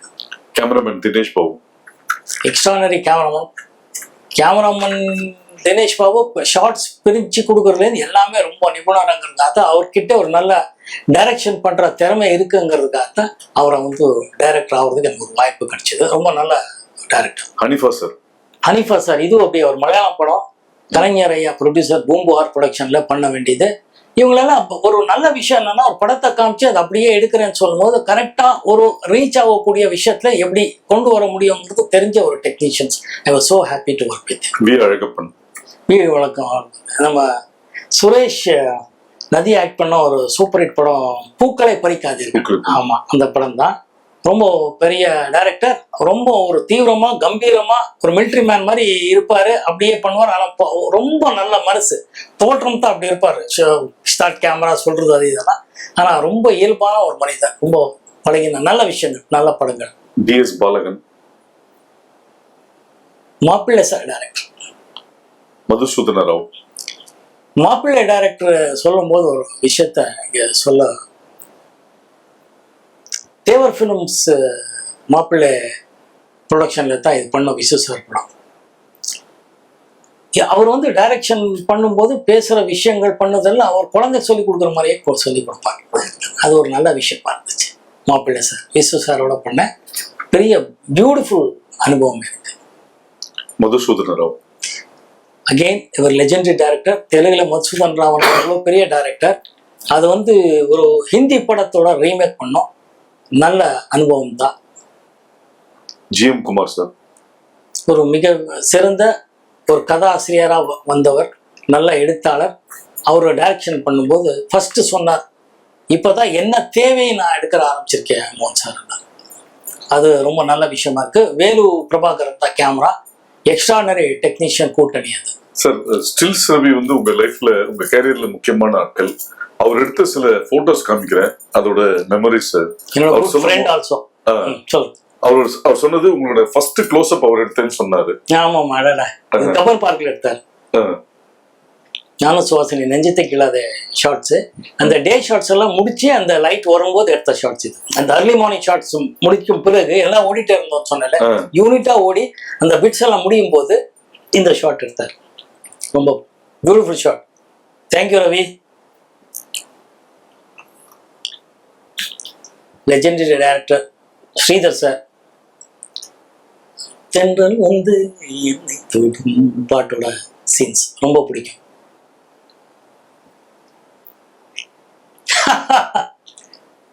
மணிவண்ணன், நானும் Silk Smitha. She is a very sweet girl. எப்படி நடிக்கிறதுக்கு ஒரு ஏதோ போஸ்க்கு ஸ்டில் ரவி சொன்னதுனால நடிக்க வந்து நின்றுட்டாருங்க. மணி என்னோட ஃப்ரெண்ட், நண்பன், இப்போ இல்லை. Is one of the beautiful stills. அப்போலேருந்து இப்போ வரைக்கும் பேசிட்டு ஸ்டில். நானும் சுமலதா அவர்கள், நானும் இவங்க ஒரு படம் நடிக்கிற வேண்டியது இருந்துச்சு. அன்ஃபார்ச்சுனேட்லி அந்த படம் மெட்ரலைஸ் ஆகலை. It was a beautiful still. அந்த சீசன்லேருந்து இந்த சீசன் வரைக்கும் பாருங்க, அவ்வளோ ஒரு ஃப்ரெஷ்ஷாக இருக்கிற ஸ்டில். மெரினா பீச்சில் எடுத்த shots one of the finest still photographer. Manobala இயக்கிய நான் உங்கள் ரசிகன் நெகட்டிவ் ரோல் பண்ண ஒரு பிரமாதமான ஃபீலிங், ஒரு எக்ஸ்பீரியன்ஸ். அது ஒரு ரசிகனா என்னென்னலாம் பிரச்சனைகள் வரும் எப்படிங்கிறத அந்த படத்தை காமிச்சிருப்பாங்க. Beautiful scene. தேங்க்யூ. எப்படி கண்டுபிடிச்சிங்க இந்த வேர்ட்ஸ் எல்லாம்? ஸ்டில்ஸ் ரவிட்ட வாங்கணும் சார். ஓகே. ராதாவும் நீங்களும். இது எஸ்பிடி ஃபிலிம்ஸ். காற்றுக்கு என்ன வேலி, சிவாஜி ராஜா சார் மியூசிக்கு, எஸ்பிடி சுப்பு ஒரு டைரக்ஷன்ல எடுத்த படம். சூப்பர்.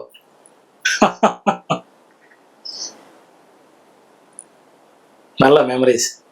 தேங்க்யூ. லாஸ்ட். ஓ, அன்னைக்கு இது ஒரு பெரிய லெவல்ல பேசப்பட்ட ஒரு ஸ்டில். நெஞ்சத்தை கீழாத ஒரு போட்டோ ஷூட் பண்ணோம். அப்போ பிரதாப்பும் நானும் ஹாசினியும். It's a beautiful triangle love story. நம்ம ஸ்டில்ஸ் ரவி அவரோட அந்த லைட்டிங் ஸ்கில் ஆகட்டும், ஃபோட்டோகிராஃபி, அவரோட ஐ இருக்க எக்ஸ்ட்ரானரிங்கிற இந்த ஸ்டில்லையும் தெரியும் பாருங்க. அவ்வளோ ஃப்ரெஷ்ஷாக இருக்கு, இன்னைக்கு வரைக்கும் நல்லா இருக்கு. It bring back so much beautiful memories. Thank you. நான் நடித்த ஹரா திரைப்படம் ஜூன் 7ஆம் தேதி திரைக்கு வருது. இப்போ அவங்க ஆதரவோட பாடல்கள் வெற்றி அடைஞ்சிருக்கு. எல்லாரும் ரசித்து வாழ்த்துட்டு இருக்கீங்க. ரொம்ப சந்தோஷமான விஷயம். இந்த படத்துல அப்பா பொண்ணுங்கிற விஷயம், அந்த எமோஷனல் கனெக்ட் எல்லாரோட வாழ்க்கையிலையும் நீங்க பார்த்து ரசிச்சு கடந்து வந்த விஷயங்களை மறுபடியும் நினைவுபடுத்துகிற மாதிரி தான் இந்த படம் இருக்கும். அவசியமாக நீங்கள் எல்லோரும் தியேட்டரில் பார்க்கணுன்னு நான் வேண்டிக்கிறேன். மீடியா நண்பர்களுக்கும் எப்பவும் போல உங்கள் ஆதரவு எங்களுக்கு வேணும். ஆதரவு கொடுத்துட்ருக்கீங்க, உதவி பண்ணிகிட்ருக்கீங்க. Thank you so much. தேங்க்யூ.